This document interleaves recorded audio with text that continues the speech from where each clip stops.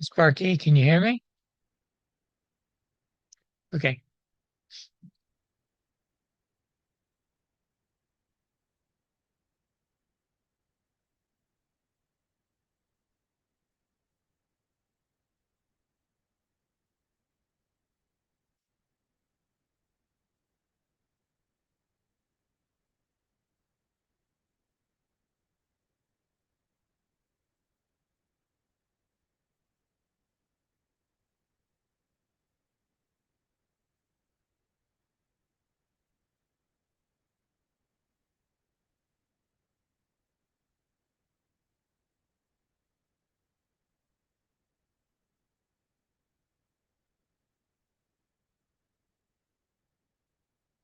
All right, can you hear me now? There you go. Yeah, There you go. You had the same problem the other night, didn't you? pardon me? You had the same problem the other night Yeah, with the audio. Yeah.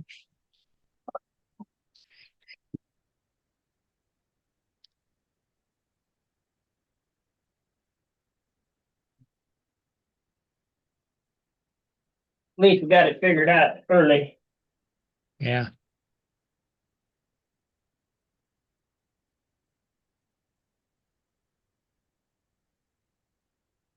I'm working on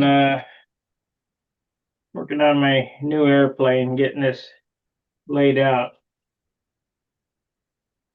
Now, let me bring the camera over here. I'll show you how this all keys together.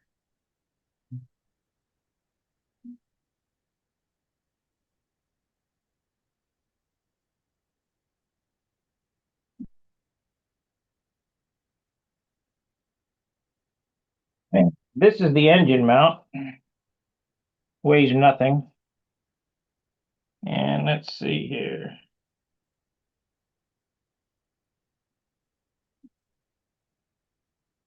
That's one of the newer type mounts, isn't it?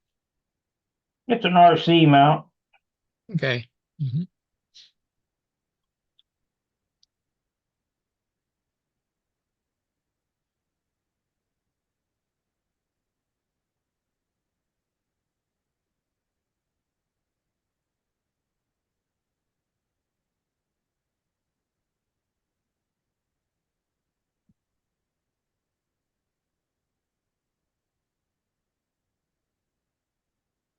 Ooh,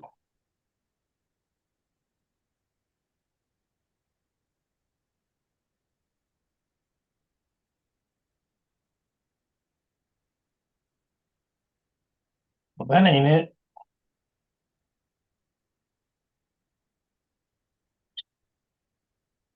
Okay, so it goes on how? This is up, it goes on like that.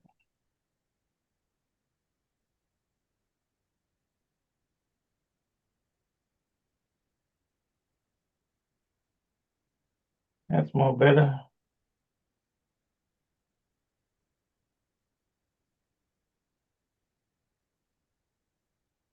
Now the offsets because of your pipe. Yeah, I'll Is it show what? you. Okay.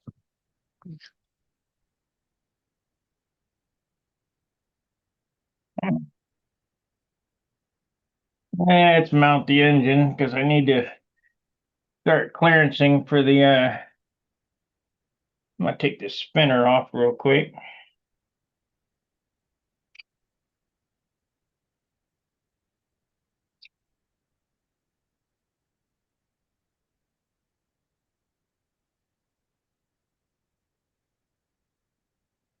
I need to clearance the cylinder, so might as well do two birds with one stone.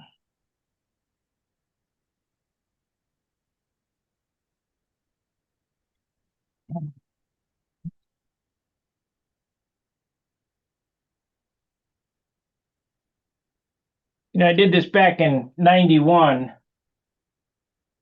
and that's quite a while ago. What is that, 25 years ago? '91, 2001, 2011. No, it's 30, 30 years ago. And I couldn't remember how I did it. So I'm having to sit and think about all this. Damn. goes together. Put a skin in the damn wood by dropping that. Yeah.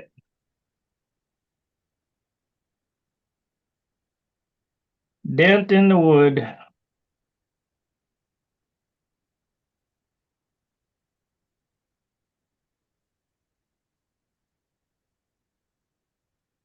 I have to get out the heat gun and Okay. see if I can get her to pop out. Okay, that's what I thought of real quick there.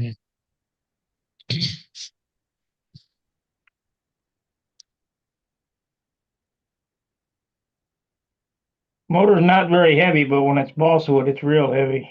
Oh, yeah. A sharp blow like that too. Don't help matters. Yeah. I mean, I could fill it with putty, but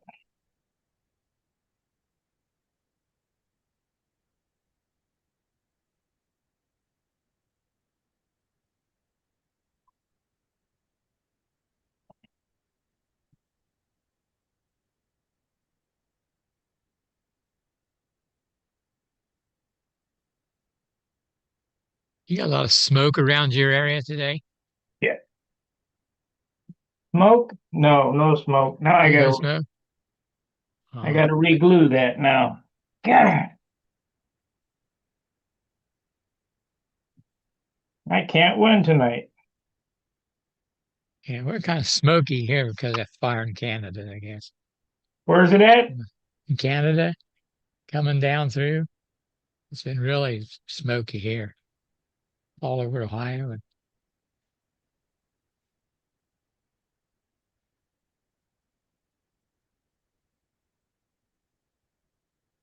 same thing we had last year, had the smoke from Canada coming down. And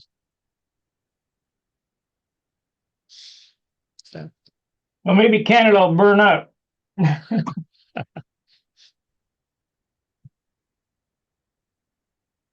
Okay, we're gonna glue this better. I had it just C8 on there. We're gonna epoxy it on there. Okay. hi, guy. How you doing tonight? Recuperating. Recuperating. All right. Still Okay. recuperating from the Nationals and a day up at Joel Costantino's, shooting clear onto Mike Rogers' new airplane. All right. How you doing? I'm doing pretty good. How you doing, Sparky? I, I'm doing good. I was just telling Sparky we got all that smoke coming out from Canada today around here. You Yeah, have some of it? we had it for the last several days too. Where are you Yeah. located? In Ohio. Yeah. Southeast. Yeah, it's horrible. Yeah. It I smells think bad. I think we got some maybe rain coming. Maybe that'll help clean it out. That'll help. Yeah, it's pretty much cleaned out of here this afternoon here, but it's been bad for the last 2 days. Couldn't really go outside because it smelled so bad. We got no smoke here. 5 minutes. 5 minutes.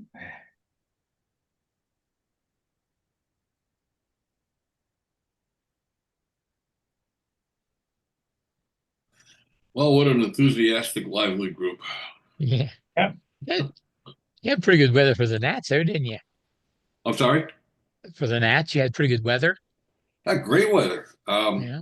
I mean, for the first couple of days when we first got there before it started, it was pretty hot. And then it cooled down a little bit. And on Sunday, it was overcast. It was very pleasant for the unofficial events. It was good. And then the rest of the week, it wasn't all that hot. And it really never had any rain or wind to speak of. So good weather nets. Yeah. Not bad. That's 30. We don't want 30. 5 minutes.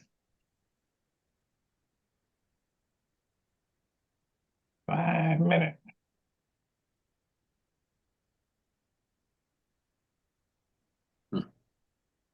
What do you make it, Spark? Fuselage Or for my next airplane. It's going to be a Sidewinder Beamer, piped airplane.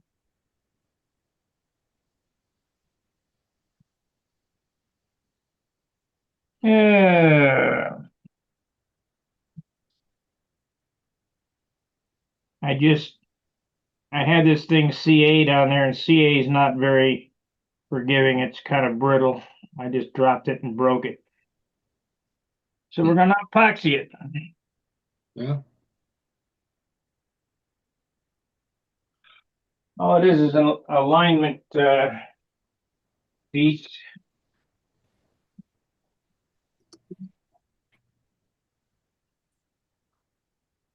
I'd like for it to be on there pretty good. So just glue it.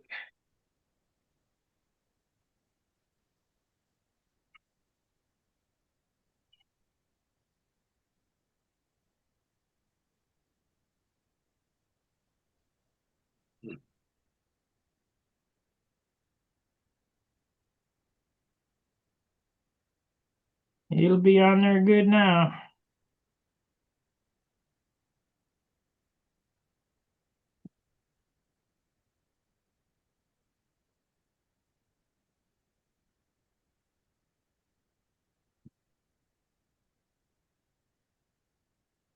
Okie dokie. Hmm. So that electronic scoreboard there that Roush fixed up worked pretty good, didn't it? That worked great. The only Yeah. bad thing about it is they got it mounted higher so that people, because it's all on one, all the scores are on one board on one side. And it used to be they were on the qualifying on four sides of the board. And, you know, people would gather and look at different sides. But if they're all gathering on one side, there's a lot of people there looking at the scoreboard. It's hard to see over people to see it. So if they put it up a little higher and angled it down, then people in the back row could see it. Yeah. Yeah. But the idea worked perfectly, I thought. Mount it to the ceiling or to the roof there. The beam, overhead beam over the door. Yeah, something like that would be better, I think. I don't know. I didn't get to look at it, so That's right, you were judging. yeah. Well, those of us who looked at it really liked it. So, Okay. But it don't stay there, does it? You take it down and bring it inside someplace, don't you? I oh bet yeah, it. I yeah, bet it went back to Washington or somewhere. yeah. Well, at night there, they put it back in the trailer there and locked the trailer. But yeah, it went back with Tim Just, I think, and then he got it to Howard when they got back at home. Oh, okay. Is that the Pampa trailer or is that just AMA trailer? It's an AMA trailer, yeah.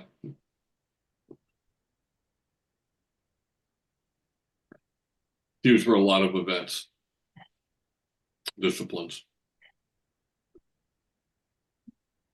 Yeah, it was good nets. I got out of there Wednesday night after that Larry Scrinzi presentation. I decided to go home. My back and legs were hurting so bad. I just drove straight through the night, and that was wonderful because I came back the northern route, a road that goes parallel to 80 across Ohio, where there's no tolls and no traffic.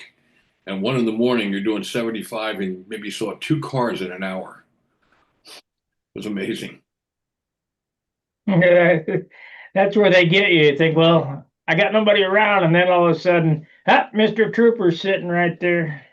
Yeah, I was doing 74, 73, 74, in the 70s. So they're not going to stop you for that, especially at night when, it's fine. As far as I remember, the law used to read you could drive as fast as it was safe. Yeah, years ago. Because we used to do on Interstate 10 and 15, we used to do 110, fast as the car would go. There ain't nobody around. Yeah, I think the signs read resume safe speed. Yeah. You do that now, you'd be going to jail.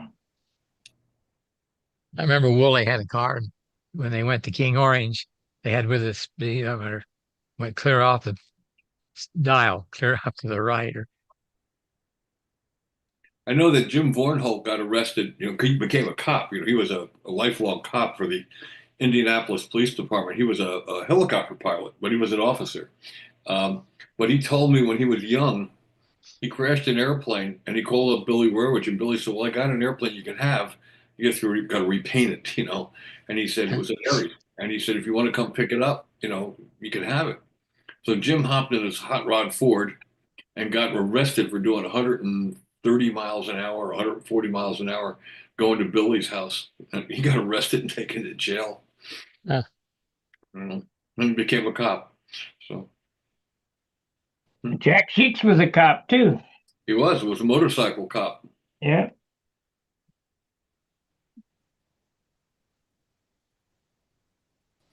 Little Jack. I love that guy. He was my childhood hero. He was everybody's childhood hero. He was a great guy. I remember once we were going to Robbie and Joey Perovich and I were driving to my father's Winnebago to the '94 Nationals down in Lubbock, and we were going through Indianapolis or some. I think that's whatever route we took us through Indianapolis, and the Winnebago broke down, and we were able to nurse it to a shop, but they couldn't take it till the next day, and called up Jack, and he came picked us up, and we slept in his basement on sleeping bags. He was a great guy. I hear Shirley was at the Nats this year. Oh, really? I didn't see her. I would have loved to see her. Doris Day, we call her. Yeah, she didn't come to the stunt event. She just showed up at scale one day. Huh. I would love to have seen her. She's a great lady. Yep. Yep. I like her. They were a good pair.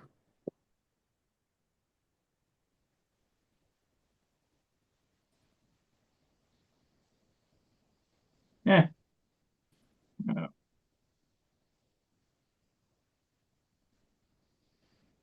Well, anybody going to come in tonight? Yeah, probably 10 minutes or so. Mm.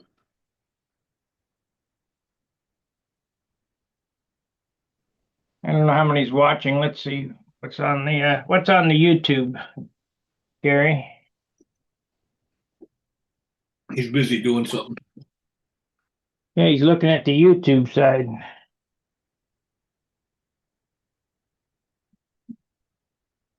Let's see here.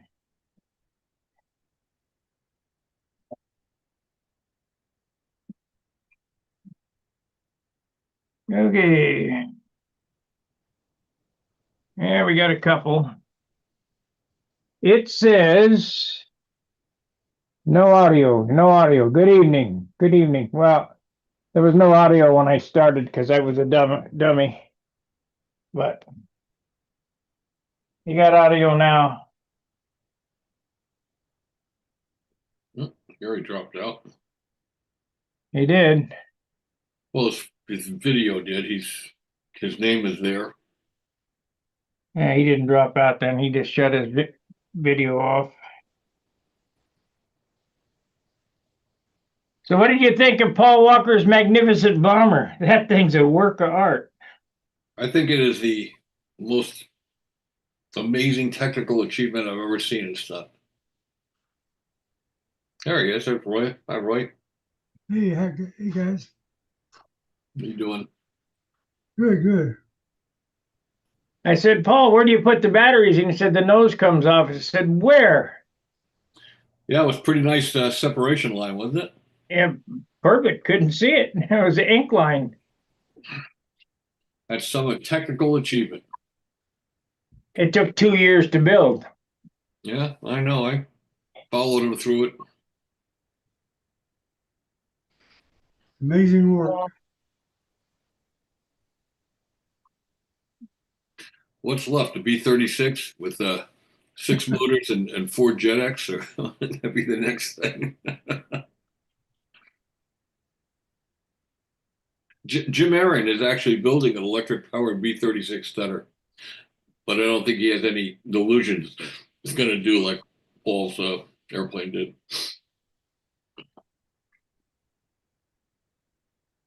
Well, Paul is technically correct, but the airplane is just not there to beat Arestus. You know, it's just too much airplane, too much mass.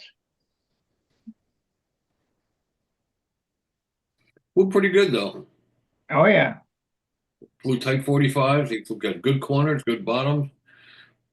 You know, one thing I noticed, I mean, to be nitpicky about it, when I watched Danny's, I watched live when I was watching qualifying, but I didn't see all of qualifying because I was my back and legs. I was stationed, with two circles, so I could watch Rick Huff and Joel fly. But when I watched the people I did watch, they're all flying great. I mean, the standard of flying has gone up significantly. The one thing I noticed on a lot of flyers, including the top flyers, is the intersections of horizontal rounds and especially the vertical eights. They're not kissing the intersection. They're staying way too long in the intersection. You watch that video, those guys are in that intersection for 10 feet. Yeah. That's wrong. They're not kissing the intersection. If you put two quarters together, Gene Schaefer showed me this years ago. I was trying to get me to do better intersections. He put two quarters together on a picnic table at Flushing Meadows. He says, "Where do they touch?" I said, "Right there, one spot." He said, "Yeah, and that's the only place your airplane is supposed to be vertical in a horizontal eight, is that one spot, not beyond that. It's supposed to transition at that instant to the next part of the maneuver. It's not supposed to fly it flat in there." And a lot of guys are flying pronounced flats. Yeah. A lot of milk carton squares too. A lot of what? Oh, milk carton squares? Yeah. They're the one trying to keep it in the 90-degree thing. A lot of Dolly Parton um, vertical eights too. Big on top, small on the bottom, Yep. or vice versa. Snowmen, big on the Yep. bottom, small on the top, like Bob Gieske used to fly. I guess it's anything you get away with, but being now an observer more than a pilot now, I'm starting to be more critical of what I'm looking at. And thinking back, did I do the same thing? Probably. Um, but it would be nice if they could get that intersection better.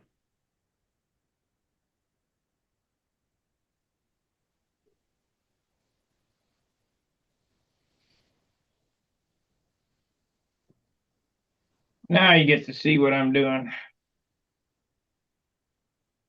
There you go. I'm back. Yeah.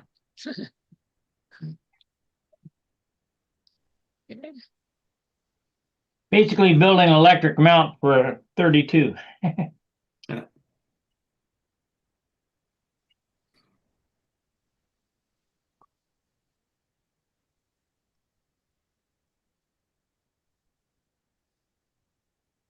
Anybody heard how Bob Whitney is? He'll be fine. I'm sure he will. I had dinner with him the next night and he seemed fine, but cut up Is that pretty who, bad.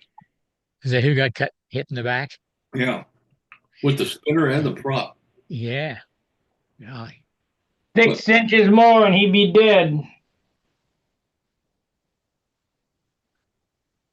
If it had come around just a millisecond quicker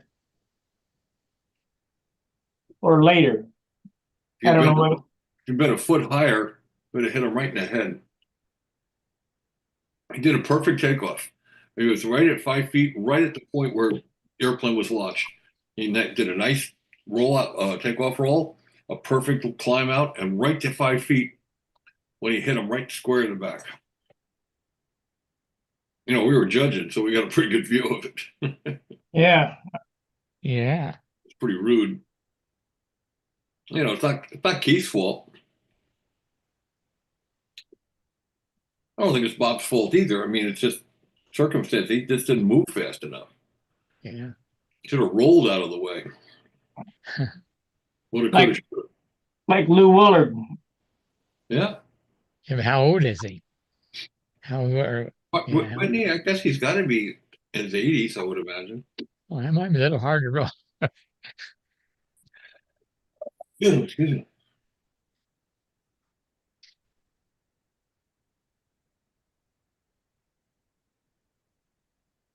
What's up, Roy? Hmm. No. Not much. Been working on them Is that a Sakatumi behind you there? close to it. It's one of those planes Mike Lonke was selling, delivered to Matt's old fast combat, Oh, okay. whatever it is. Hmm. He said put a 40 on it. That's what the son, brain dead on names. His son learned to fly on the same thing. Said put plane bearing 40 on it. It bounces pretty good. So I'll find out in the morning. Had it all ready to go, put a prop on it. The prop was hidden, sitting on the gear. So had to make it about an inch longer. Hmm. Had to put it on tonight. Then I got a old time ringmaster. Got the wing partially built. Got to get it finished up. Where are you from? Where do you live? Memphis, Memphis. Okay. actually Bartlett, suburb. Did you know Charlie and Jim? No, I never did meet him. Paul Taylor's from there too. Now Yeah. he lives in Florida, I think. Yeah.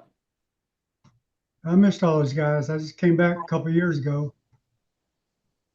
Just wish I had met them. See Lewis Rankin quite often, my fuel supplier. Hmm. He's doing good.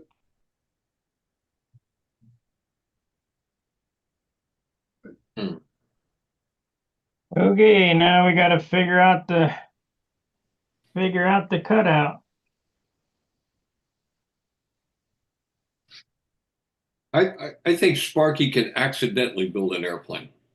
Yeah. There's only 4 parts. Yeah.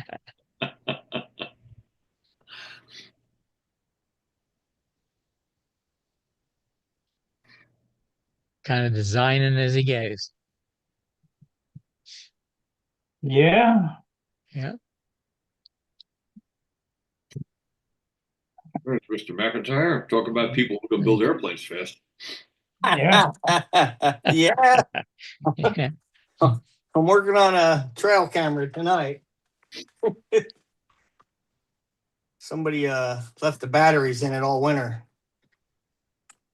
They got corroded a little bit. That'd have been me. David is a little bit out of focus tonight. He's got the blur background image on. Later, I won't call. Talk to me later. Wow, they're all coming in now. Ed? Yeah, see? Must have the magic word or something. Well, I mean, you know. James. There's Phil. Well, yeah. And Ed. Yeah. How do I fix it? Yeah, I apologize. Ever since Brodak, it's been new siding, new gutters, repairs. It's been all house stuff, new doors, All honeydew. and still going on. Are you sure are you talking about me or you? Us. Okay. Hmm. Do know the feeling, Ed. Oh boy. Well, I hope that Senor Adamison comes in tonight. He said he might, didn't he? Yeah. Said he might. Good to see Bob. Did you get your wing? No, not yet. I haven't even talked to him yet. I have to give him about a week when he comes home from nationals because Will takes a while to decompress, but I'll catch him this week. Might go down to Charlotte tomorrow and see him. I don't know. I doubt it, but I might. Can you hear me, Sparky? What? Can you hear me? Am I on audio? Yeah, but your camera's blurry. You got Yeah. How do I fix that? You gotta Blur get back. closer to your camera. Yeah. Huh? No. Turn off blur background. I did turn it. It was turned off. Well, you're gonna have to move closer or wipe the lens. Or maybe that's just the way he looks now. Yeah, Did somebody put Yeah. Vaseline on your lens? yeah, And you are fuzzy. yeah. I don't know how to fix it. It says blurred background. It's turned off, not on. Huh. Uh, Well, turn it on. Maybe it'll fix it. that'll fix it. Yeah. Maybe it'll fix it, huh? Bob, I saw a video tonight of it was talking about control line in general, and it had a picture of you flying the Genesis with the old CNC handle or CSC handle. Yeah. That was wired for excitement. That's it. That's it. Yeah. You and Les. Oh, Good. Jay okay. Gerber came up to me at that, and that was in Lincoln in '79.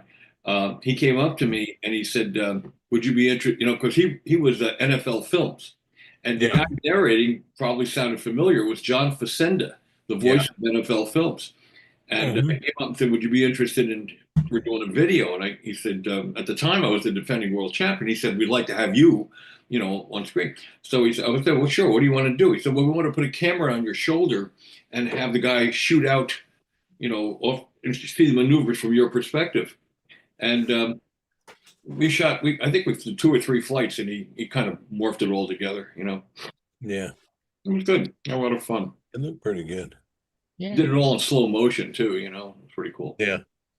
Yeah, I kept thinking, boy, I'm telling you what, I don't remember the pipe ships flying. I thought the pipe ships flew slower, but But that wasn't a pipe ship. That was long before oh, pipe. that was the 46. I know. I No, remember. that was the FSR. Oh, okay.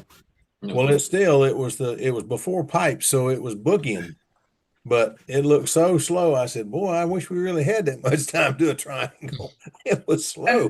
that setup actually was a pretty good one-speed setup. I mean, the only thing bad about the FSRs, but we were able to tame it, unless you did sleeve timing work, which would take some of the guts out of the engine, which we didn't want to do.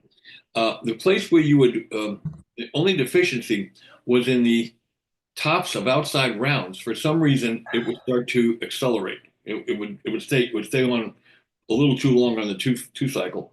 So Yeah. what we did, well, we just loaded it with a lot of prop. And by the time the prop started to spin up to speed, it was past that point in the maneuver. It was already shut down again. And that's how we kind of got around it with that engine.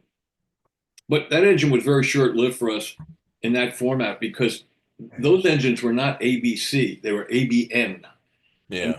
And the N was nickel wash. It was not a plating, it was a wash. And they would run real good for a short period of time. And then the nickel plating would start to, or nickel wash would start to come off the liner and they'd lose all their compression. They still sound good. They didn't have any kick to them at all. So very shortly after that, we got in touch with a guy named Vic Garner. Do you remember him? Yeah, I remember Vic. Vic, I think he was out in Utah or Nevada or someplace. And he made ABC pistons and liners for those engines. And actually, it was ABC Dykes Ring. Yeah, had a Dykes ring. Dykes Ring. And they were very high wall Dykes rings, like really high, like 3/32 of an inch higher, a little more. And they were like wipers, you know. And it took forever to break them in, but like an Enya. But when they broke in, they last forever. And they had Yeah, I think I'm still on the list for 2 of those. and he had Never did get 'em. and he did something to the timing that made them a lot more palatable for stunt. They were good. Yeah. Yeah, they were. I remember hearing yours run, and it was amazing. But all I ever saw you fly in competition was the 46. And Yeah. the That was a good engine for me too. yeah, it Narrow sure was. bypass with the ductile iron rings. You had to go down to Hofstetter. What was the guy's name? Hochstetter or something. No, uh-oh. Pathfinder. No, Pathfinder was a racer. Hoffinder. Yeah, Pathfinder? Hoffender. Yeah, he was in South Jersey, and Yeah. he had the mother load of ductile iron rings. And as Les said in his article, he says the way to get a 46 to run, because it had to be the right case, it had to be the narrow bypass case, couldn't be the wide bypass case. And Les said in his article, said you take the ductile iron rings, you have a whole handful of them, and you put them into the liner, and you move them down a 16th of an inch and hold it up to the light, see if there's any light around the ring, and you move it down another 16th of an inch, and you do the whole liner that way. And if you find one where there's no light coming around the ring down through the whole liner, he says you wrap it up carefully and send it to me. Yeah, I remember that. I remember that. I tell you what, Les was a character. No, I remember all the stories about. He still is a character. Oh yeah, I remember the stories though about taking the 46s and putting the bearings in them, Boca bearings, and then taking one seal off. Take the inside seal off the front one, and the front seal off the back one. So you were putting them where the incoming charge could get on them and lubricate them. And it made perfect sense, but I never could figure out how you took the stupid things apart and didn't tear the bearing up. Well, it was really cool, and I won't name any names, Bill Warwich, but Yeah. there was a bunch, Jerry Worth. There was a bunch of people back then who were taking 46 guts and putting them into 40 cases so they could fly up their lines. Oh, I know. They were the smoky eunuch contingent of control line stuff. Yeah. There was a lot of the tune pipe stuff that was 46s and 40 cases because they fit. I mean, it's just BS. Yeah. I've got a motor downstairs that Randy built. It's a 56 in a 46 case. Now that thing has got some torque, but anytime anybody looks at it and sees, how the heck is it swinging that big prop? I mean, that's a lot of prop for a 46. It swings it easy. It don't take much to figure out something not quite right here, but man, it runs. Imagine how they felt when they saw those 40s swinging big props and really work 40s. Yeah. Funny. Here's my engine set up, Bob. Look at that. It's an 8 o'clock guy or whatever. We used to have those in Robbie's Europas. He had Weber's set up like that. Yeah. It's keyed in, the firewall's keyed in to the doubler. Mm-hmm. You build faster than anybody I have ever seen. This He is was all, just online this morning putting that doubler together, and it's already in the plane. well, I mean, it's my second hour on it. What are you going to do? Sit and look at it for an hour? You've only got an hour in that? Yeah, about. Not including dry time, of course. Wow.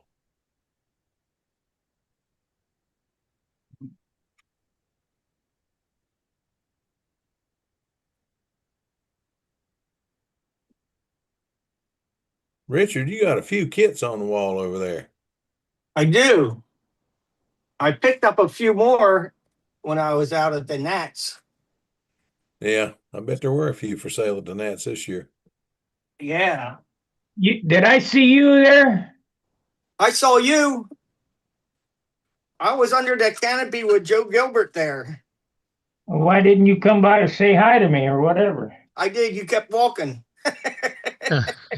That sounds about right. He was busy this year. He was. I know it was. Yeah. You got one kid up there, that Stearman PT-17. Yeah. Build it light, put more power on it than they say. Uh-huh. Put a light motor, some kind of light motor, and they fly great. I mean, it's a lot of fun. It's not going to be a contest winner. No. But if you want something to fly and have fun with. Yeah. Yeah. I picked up a Strega. Oh, Lord. And a Cardinal. And got a Jameson Special. Oh, Lord, that's a good airplane. From John Paris. You know, that name on that one is a misnomer. It was actually known as Jameson's favorite, Bud's favorite. Yeah. Or Nationals, Bud's Nationals favorite. I picked up an Argus. Yeah, that's a good plane too. Another one, build it light. I stopped at what's that silver one back there in the back? Round front end. This one right here? Yeah.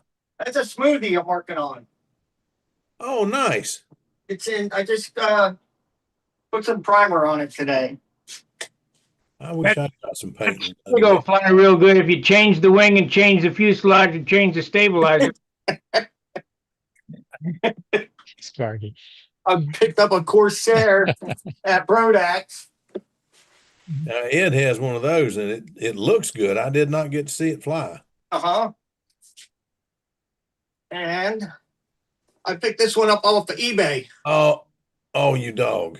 I didn't see it. How much you had to give for that? I think it was 300. Oh well. And I also bought the Blue Angel out of Larry's collection there, and that's Yeah, where that came from. You beat me out for that one. I had to get off it at 250 or something like that. You should have got it then, because it got lost in the mail, and Oh, I'll Lord. never see it. Hmm. So, but Brodax still sells them. Oh yeah. So, Well, I went looking today to send a bunch of stuff to a friend in Florida, and discovered that somewhere in my trying to help somebody out over here in the basement, somebody has moved a box of pipes, and I thought I had 5 pipes, and I now have one, and I'm going to send it to Florida. So anyway, and I got 2 airplanes coming that have pipes in them, still have pipes in them. So one of them I think I can pretty easily convert to electric, but the other one I was going to go ahead and fly it as a pipe. And one of them has been flown. It's just been, I painted it with automotive paint, and I didn't know the trick. yeah. It gained about, instead of 10-ounce maximum finish, it gained about 15. Uh-huh. It still flew, but I stripped it back down. I'm repainting it. But the motor's there and the manifold's there, but pipe. Yeah. No, the manifold's not there. The motor's there, but the manifold and pipe are gone. And I don't know where. It could be just laying somewhere in the shop, but it's not where I can find, not where I left it, put it that way. I'm pretty organized about stuff. If I go in my toolbox, if I open my toolbox and I need a tool, I don't need to look. I already put my hand in there, grab it, and come out with it. Whether it's a socket wrench or what, I can reach in and grab it. Uh-huh. And when I go to grab something and it's not there, I think, okay, who's been in my stuff? Weird, as a pro mechanic, my toolbox is set up as like, not like a shadow box, but I know where everything goes and everything's in its right spot. But at home, I'm the most unorganized person. I just throw the shit around. It's weird. Yeah, my toolbox still stays organized. It's one of the few things, but my flight box, forget that. What is that thing? Did you freeze up, Bob? No, I'm just looking for something. Oh,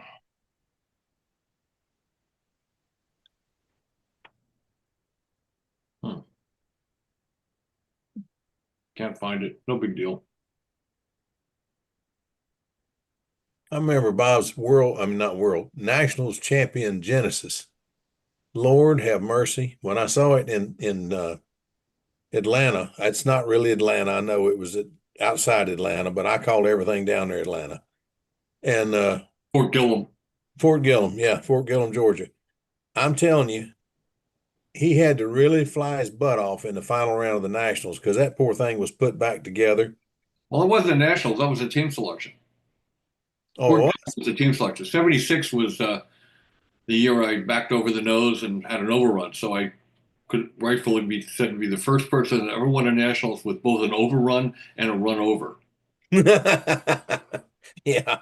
Well, anyway, the plane looked like, oh my gosh, what a pretty airplane it was before it got run over. But anyway, the one he was flying was brand new, typical Bob. It was brand new, very few test flights on it. That's true. And he's out there just flying his fanny off with it and made the team. Won the Worlds that year, and the next year. So, Yeah, I'm telling you, it was good. Good days. good times. Good days. But they were a million years ago. Yeah, I went down there though. You guys that don't that aren't as old as the rest, some of us.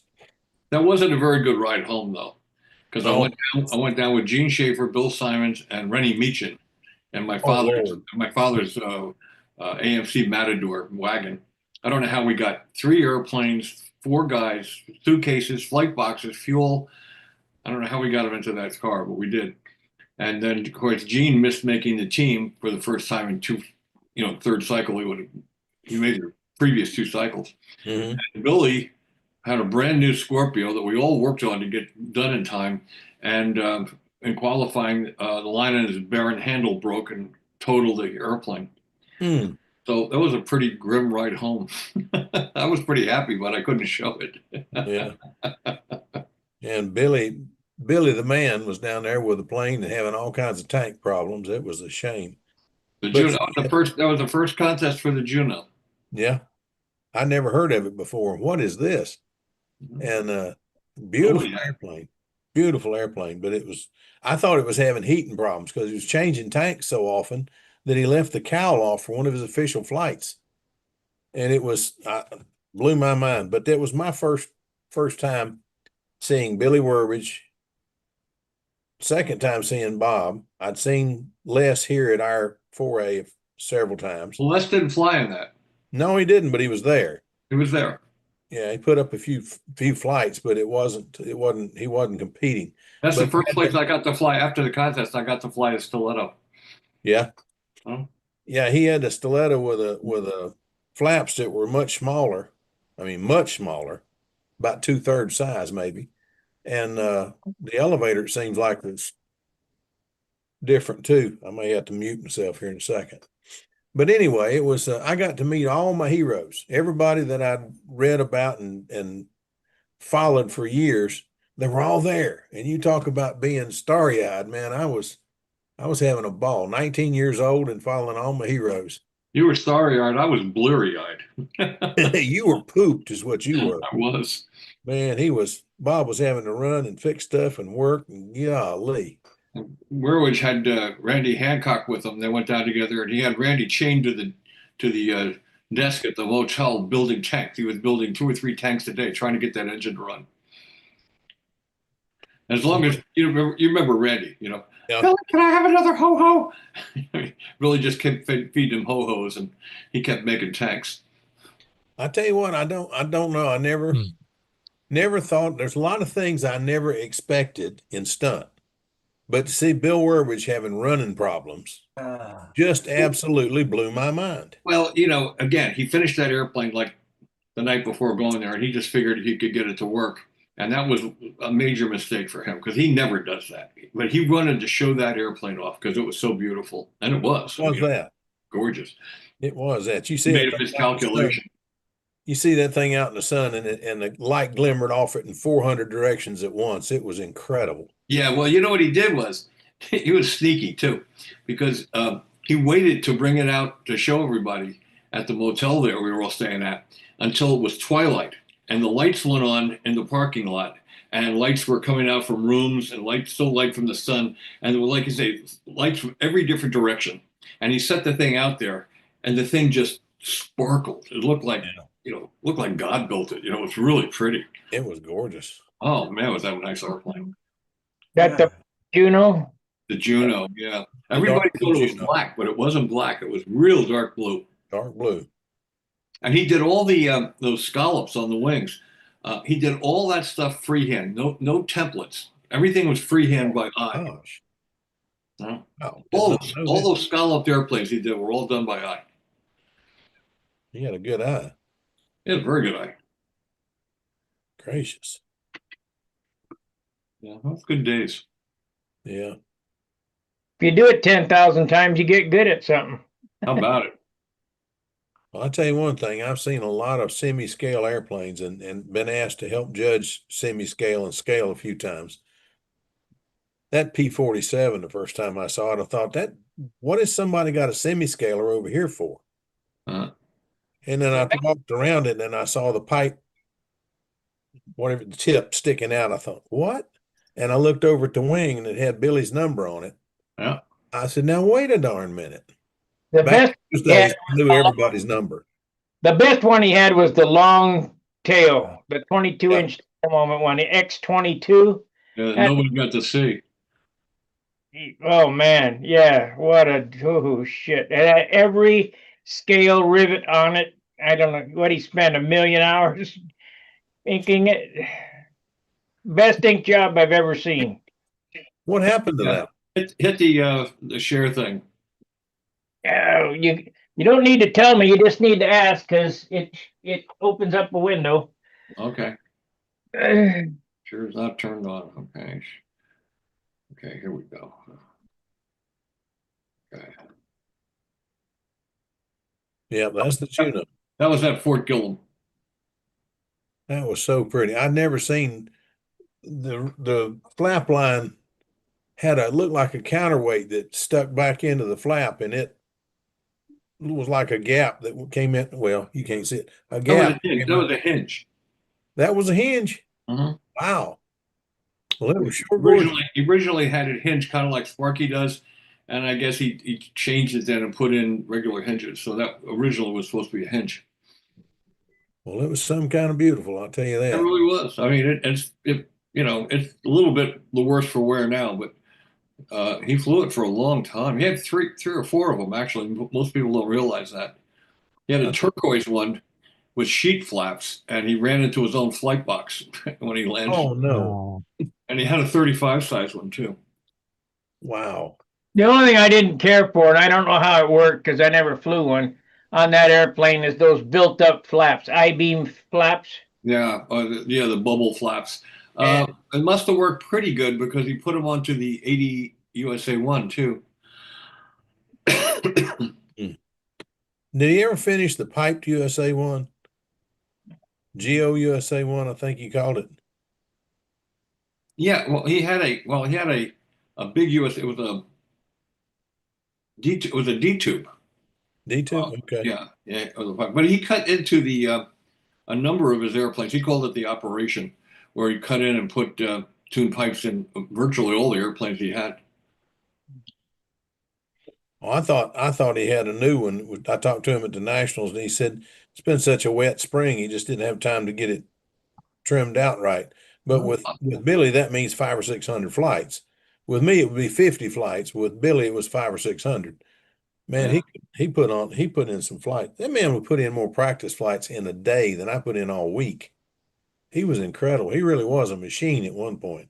Yeah, for his whole life he was. I used to go out and visit and go flying. We started early in the morning. He said we can't go to lunch. We're going to fly all day, and he'd have a gig at the night because he was a musician.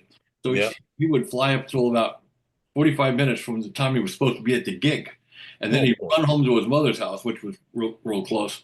Get showered and shaved, and we go to the gig, and then we get up the next morning and do it again. He played till 2 in the morning or 1 in the morning, and then come home and sleep a couple 3 hours, get up and fly all day again. He wore me out. Gracious. Wow. He was something, I'm telling you. He is He something. really still is something. Yeah, Yeah. He's a sure great is. guy. Is he doing any better? No, Darned. maybe a little bit. I mean, he's getting around a little better, but I don't see it, going Might anywhere. send him some more money, see if we can help him. Gonna have a rough time for a while, Yeah. unfortunately. Yeah, he's a guy that really deserves to have an easy time of it. Some people you just wish you were rich so you could just actually give them more than just a little bit to help them out, give them enough to keep them going for a month or so, Willie Nelson. One of my favorite sayings is a Willie Nelson saying, Uh-huh. and this is very harsh, but this is how I look at life a little bit. He said, "Everybody's got to kill their own snakes." Yeah. Yeah. I remember that. I'll tell you what, it's I got to meet Willie Nelson one time in Texas, and he was not the man that was portrayed by listening to the music and the everybody thought he was one of the wild bunch and all that. When you got to meet this guy, he was a genuine person. I mean, he was really nice. Yeah, what they say. Yeah. Most of the guys are.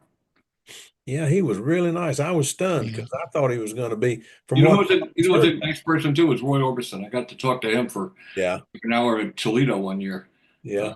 He was a really nice guy. He didn't want to talk about music. He wanted to talk about airplane. He was a RC giant scale flyer. Roy Orbison? I thought Roy Orbison was blind. No. I'm thinking, who am I thinking of? Oh, never mind. I know who I'm thinking of. Oh, Lordy. Oh. Another one that stunned me was he had a big place in Houston, not Houston, Fort Worth, Gilly, Mickey Gilly. Mickey Gilly. Yeah, He was a great guy too. Gilly's. He said we were there at Gilly's place and it was not open yet, but I put in a piece of equipment right down the road and I saw the place and I drove by to see it. I said, my golly, this place is huge. Yeah. And Several I'm sitting there in the parking lot just looking at it. And this guy walks up behind me and says, well, you want to go inside and see it? I said, I don't think it's open yet. He said, don't worry about it. I got the keys and it's Mickey Gilly. So we went in and looked at the place, walked around for half an hour looking at it. It's huge. But unfortunately, had a fire and what a mess. They actually had rodeo rings inside this place. And then they had venues of for music far enough apart that this group didn't bother this group because the rodeo in between had drowned it out, I guess. But it was really nice. It was a lot of fun. But he went over, he says, I've been working on a song. Come over and see what you think. He says, you got much of an ear? I said, well, I used to have. I don't know about now. And he started playing stuff on the piano. And good gracious, I always thought he played good because the band behind him made him sound good. He was really that good. He was amazing. But Hey, Bob, is my audio on? Do what? Is my Yeah, audio? we hear you. Okay. Okay. Well, anyway. He could really bang on those keys. He was something else, a genuine guy. God, I did it. What did he do? I got rid of that stupid watermark on this thing. Hey, congratulations. You have done very well, Grasshopper. Yeah. I got a text from Rick Campbell saying that they have to maybe change the mask updates. Oh, really? Yeah, and I booked my flight. I paid and now all of a sudden it might be changed because they scheduled it and there's supposed to be some fair that weekend, and they're scrambling right now trying to find an alternative site on the same dates. So I'm kind of out there with, oh God, To go where? Wow. To go where? In Boston, Massachusetts, the Mass Cup in Massachusetts. Oh yeah. So yeah, so I don't know. That Nest is out scrambling around trying to get it on the same dates, anyways, at an alternative site. Maybe they'll find one. There's so many sites. When Dave Cook was around, we were moved it around all over the place. But Dave's not around, so he knows all. He had such he had Allen State, Dave knew connection. everybody. I mean, he was everybody. able to manage that contest really well. Moved it in several different places. But anyways, is what's happening. But I was out flying today, and it's close to about 95 degrees today, and it's hot. And then out there with that sun, kind of directly on you, I started getting woozy, which is something I never experienced before. Well, it's because that can you were drinking out of was not water. No, I had electrolytes, I had water, I had, I usually bring all that. But I tell you what, it's so hot here. How hot is it? It's so hot here. You got to walk the dog, and I usually walk him half a mile. I walked him about 200 yards, and the dog turned around and headed back for home. It was bad. It was so hot. It was just ridiculous. But Jack decided he looked up at me like, do we really want to do this? And turned around and turned back for home. He never does that. He wants to go all the way around the block. We got this development shaped like a pea, and the lower part of it is a quarter of a mile around. And he usually wants to walk every step of it. But tonight we didn't get 300 yards. We got down to my buddy's house, Terry, and he looked up at me and turned around, just started coming back this way, pulling me back this way. I said, okay, let's go. He come home and walked in the house, walked over to his water bowl, and I thought he was going to drink it dry. That little dog, I'm telling you, he's a mess. That's why I call him a terrorist. He's something else. I sent you a couple of emails, Bob. I don't know if you got them or not. I don't. Well, I'm trying to fix something in my computer as we're going here. So hold on a second. Let me see. My desktop is no longer. I can't access my desktop. Uh-oh. That's not good. Yeah, I've had a lot of problems. I need a new computer. I've had this thing for like 10, 12 years. It's a Mac. And it's been bulletproof, but now it's starting to get funky. I don't have anything from you in my emails at the moment. Okay. Huh. Let me hit mailbox and get new mail. No new messages. Well, it is coming from California, you know. It's an old. It's probably a couple weeks old. Oh, a couple of weeks old. Yeah, yeah, not recent. Oh, I have one here about forum objectives. Yeah. Yeah, well, I just. at the moment I'm really busy, unfortunately, not unfortunately, helping Jake Moon populate the new Pampa website. Right. And I'm doing what I've done is I've gone through all the back issues that are archived and picked out all the pertinent articles. Case in point, how-tos. Found all the pertinent and relevant how-tos and put down what issue they're in, what pages they're on, and what the name is. So he can now go back and pick those out, put them under a new tab in the website under how-tos. So you don't have to go searching the archives for how-tos that you may not even know exist. And you Right. can just click on it, and there'll be a whole bunch, 100 how-tos that you can click on. And we're doing the same thing with construction features, glow engine information, electric motor system information, personality profiles, trimming, flying. They're going to be all the stuff from the archives, as well as new stuff.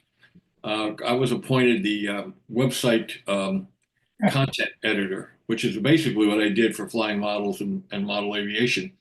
My talents at coercing, blackmailing, strong arming, and threatening people to write articles. That's how you do it. Yeah, that's how you get it done. But I So was we got talking to. new articles. As a matter of fact, right now I'm writing an article on the Caprice construction feature. It was never published. So I donated that to Pampa, and I got a few others. The Frisky Pete that I did of S. Calhoun Smith, and Right. With corrected drawings. The drawings were wrong in the magazine, the book it was in, and the Genesis Extreme, the Crossfire. None of those have been published.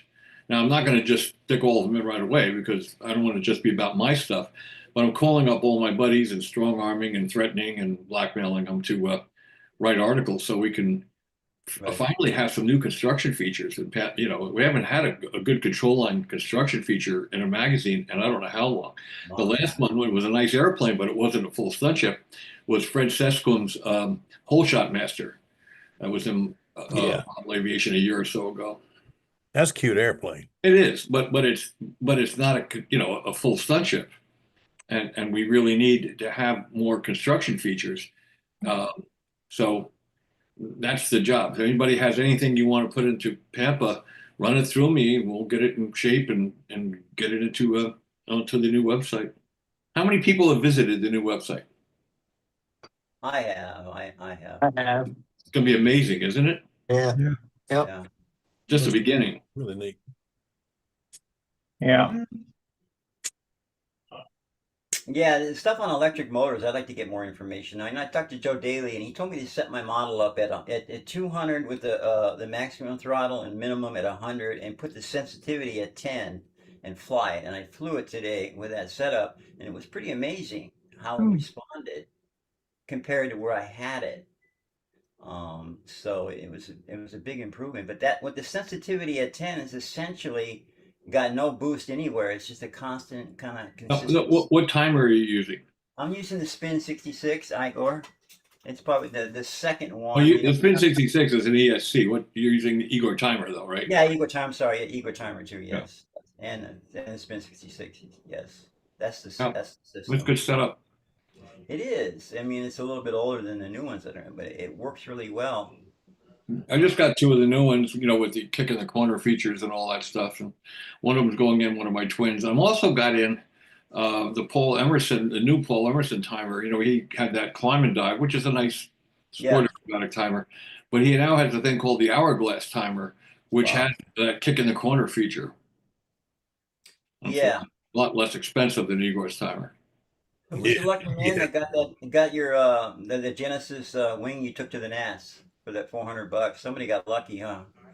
Yeah, you're looking at them right there. Oh wow. Dang. But Anytime Bob says he's going to sell something, especially, and it sounds like anything near reasonable, I start thinking about it. But when it sounds like, wait a minute, that was a that's win-win, boy. I got to try for it. That was a Genesis LC setup, which is basically a crossfire, and with the twin rudders. So the twin rudders are done with core of 1/64 plywood, and the tail's done, and it's all beveled, and elevators and flaps are beveled. The landing gear system's in. It's a nice wing. It's a real nice wing. It was built for somebody else, and then they decided they didn't want it. So, and then he called up right after you bought it, Phil, and he said, I changed my mind. I want to buy it. I said, sorry, I sold it to another guy. Yeah.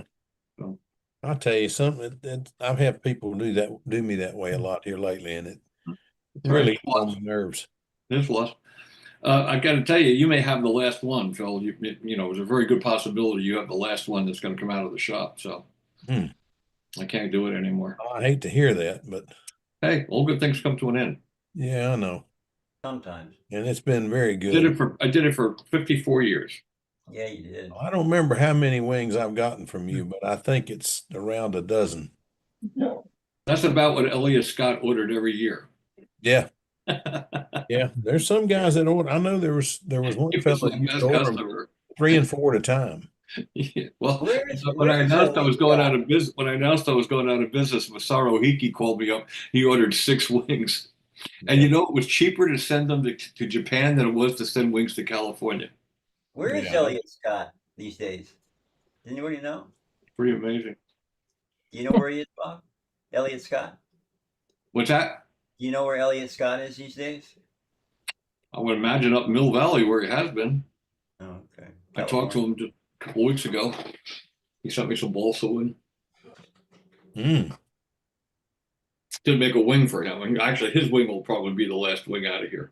But I told him he's going to have to wait a while because I got to go through some physical therapy, surgery, and acupuncture and a few other things before I can get back in the shop and do anything. It's rough. It was a pain sitting down at the Nationals watching you guys fly, watching everybody fly. I know what you mean. Horrible. And nobody would let me I've get been in out of 2 my contests chair. now Nobody would let judged me go because I any could place, not do fly. anything. Everybody was doing stuff for me. It was nice, but I felt like an old man. No, we just need to take care of you. Weed Hopper. We got to keep you around. Hey, everybody.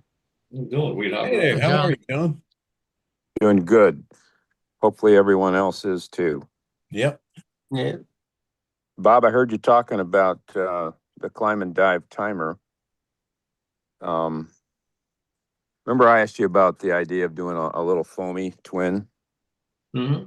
And I sent an email to Paul and he replied to me explaining how he thought it would work. I forwarded that to you in case it interested you, but I didn't see it. yeah, it was an email a couple days ago. And there's probably nothing in there you don't know, but I thought I'd forward it anyway. But he said he's working on a twin-based system. Well, that one he just sent me is the new one. I think he calls it the hourglass timer. It's got twin and retract functions. Okay, all right. Yeah, the ones I have, I bought over the last couple years, and they're all of that hourglass variety. They all have the kick in the corner. Or they give you the option to program it in. Right. But what I wasn't aware of is that he's working on something specific for twins, and he said it's taken longer than he thought, but it will eventually be coming out. Well, I'm anxious to see that. I mean, that's Well, I'm doing nothing but twins. I have one more, if I can get back in the shop and build, I have one more single motor airplane in my life, and that is an airplane with Rick Huff's vector thrust device in it. And where you give up elevator, the motor goes up, you give down, the motor goes down. And I've flown with test bed airplane. It flies amazingly well. I mean, it does intersections and rounds, kisses a corner better than anything I've ever flown. It just instantly changes direction, and it grooves like a freight train. So I'm calling the airplane. Are you ready for this, you Yes fans? I'm calling it perpetual change. Mhm. PC. Yeah, perpetual change. I like it. Isn't that Cool. an old Yes album? That's an old Yes album, isn't it? Or a song, anyway. What's that? It's an old Yes album, isn't it? Or a song. I can't hear. Gotta turn it up. It's an old Yes album, or it's a song they did, correct? Oh, what the Yes thing? Yeah, Perpetual Change. Yeah, Yeah. that's my Rick favorite Wakeman. Yes. My favorite Yes song. John Anderson was unbelievable as a vocalist. Steve Howe. Unbelievable. Yeah, great stuff. Anybody here listen to Yes at all? Mm-hmm. Mm-hmm. Incredible. Yep. Everything. I've seen them live Bizarrely, a couple it's like seeing the B-17 fly. I've seen them live a couple times. They're amazing. Did you really? Oh, I'd Oh, love to yeah. have seen them live. Well, here in Los Angeles, we had all those bands come through here all the time, and Yes was one of them. Well, I'm up near Philly and New York, so they came through here too. I just didn't go They see it. did. Yes, they did. I Absolutely. should have. But I thought, with the vector thrust thing, perpetual change was the perfect name. Yeah. How does that work, Bob? Say that again. The motor goes up and the motor drops down on. Motor's on a gimbal, and it hooked up to the belt crank. So when you give up elevator, it moves the motor up 10 degrees. Wow, that's And then when you give amazing. down elevator, the motor goes down 10 degrees. What'd you do that to that RV airplane you designed? The what now? The RV airplane. RV. It looks like a little RV-8 or something. Oh, the twin. Oh, I thought it was a single motor. No, it's a twin. Okay. Yeah, it looks like a Rand's. What Rand's might have built if they, or Cirrus. It looks more like what Cirrus might have done if they built a twin. Yeah. I got a picture of that someplace. That Rick Huff is amazing, boy. He comes. He's come up with some wild stuff. Yeah. First time I met him, he was flying a Pathfinder twin Yep, with with retracts. And I mean, he was flying it too.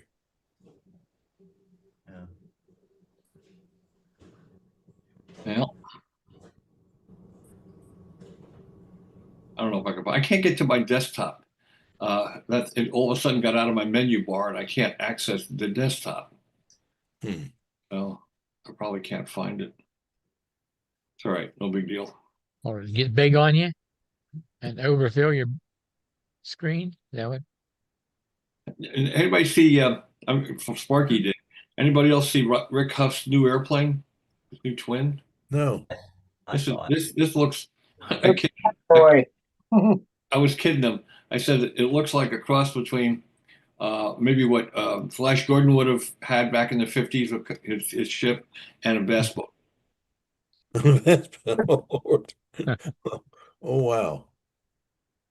Oh my goodness. Look at that fixed landing gear. It's unique. It's got two 11-inch props. It's a 4S system, and it's set on the front row. Wow, how about that? He's quite innovative. Yeah, that's cool. That's a fully sheeted lost foam wing. He gave me the parameters. I laid it out for him, and he built it. And, we were afraid the lead outs weren't going to be able to come far enough forward, but he actually had to move them back. So he's got plenty of adjustment on it.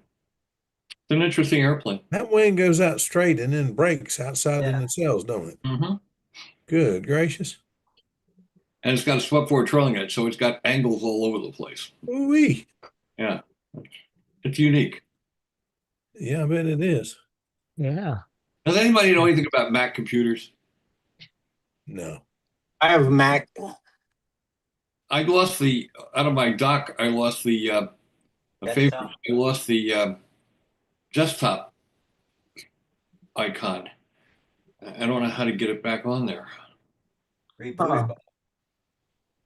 Go into settings and you might can find it. Get it on the restore feature.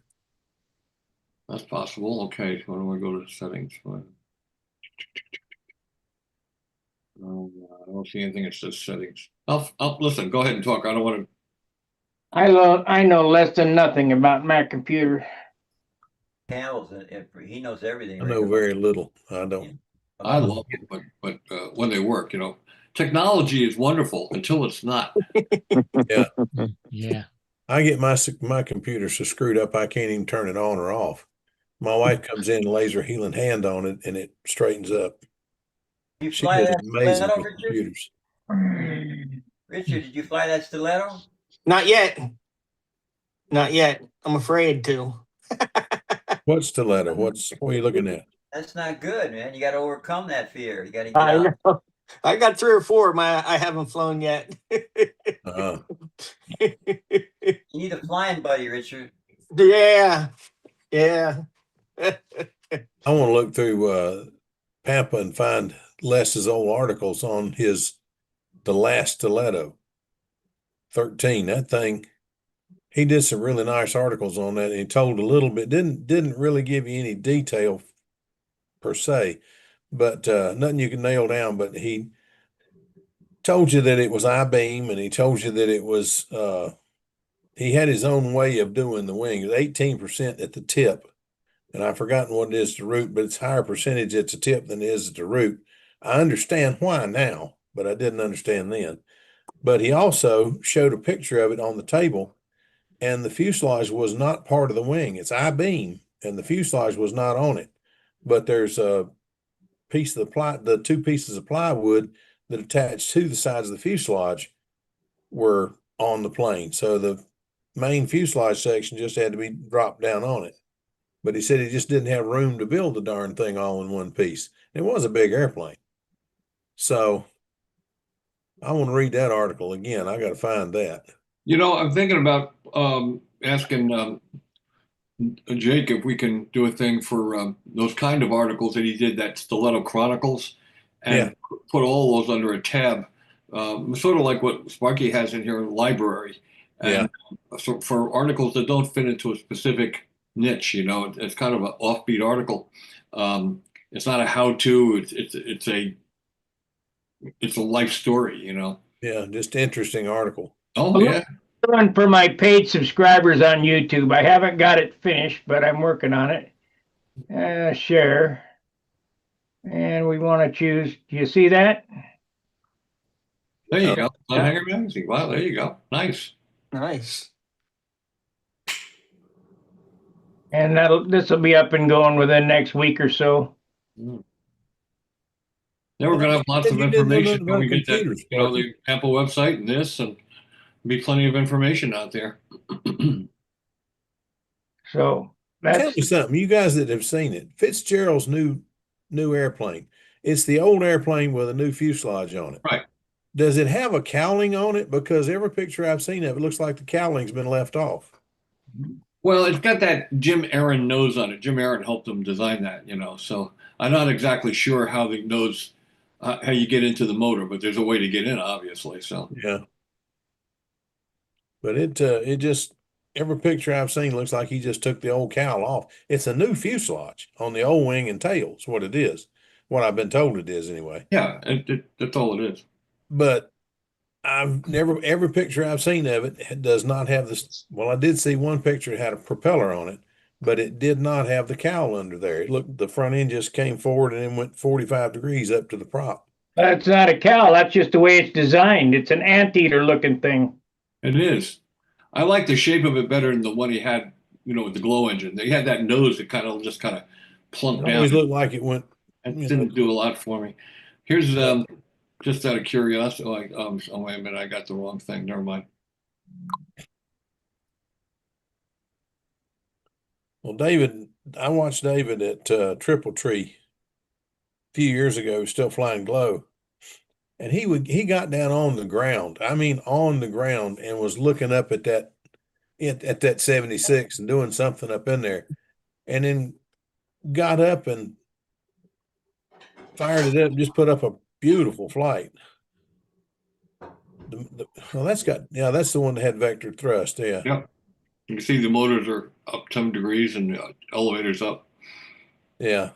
That's really He's building another one of those, the Bel Airs. 57 Bel Air. Did you ever fly David's airplane? Uh-uh. David Fitzgerald's airplane with the 76 in it?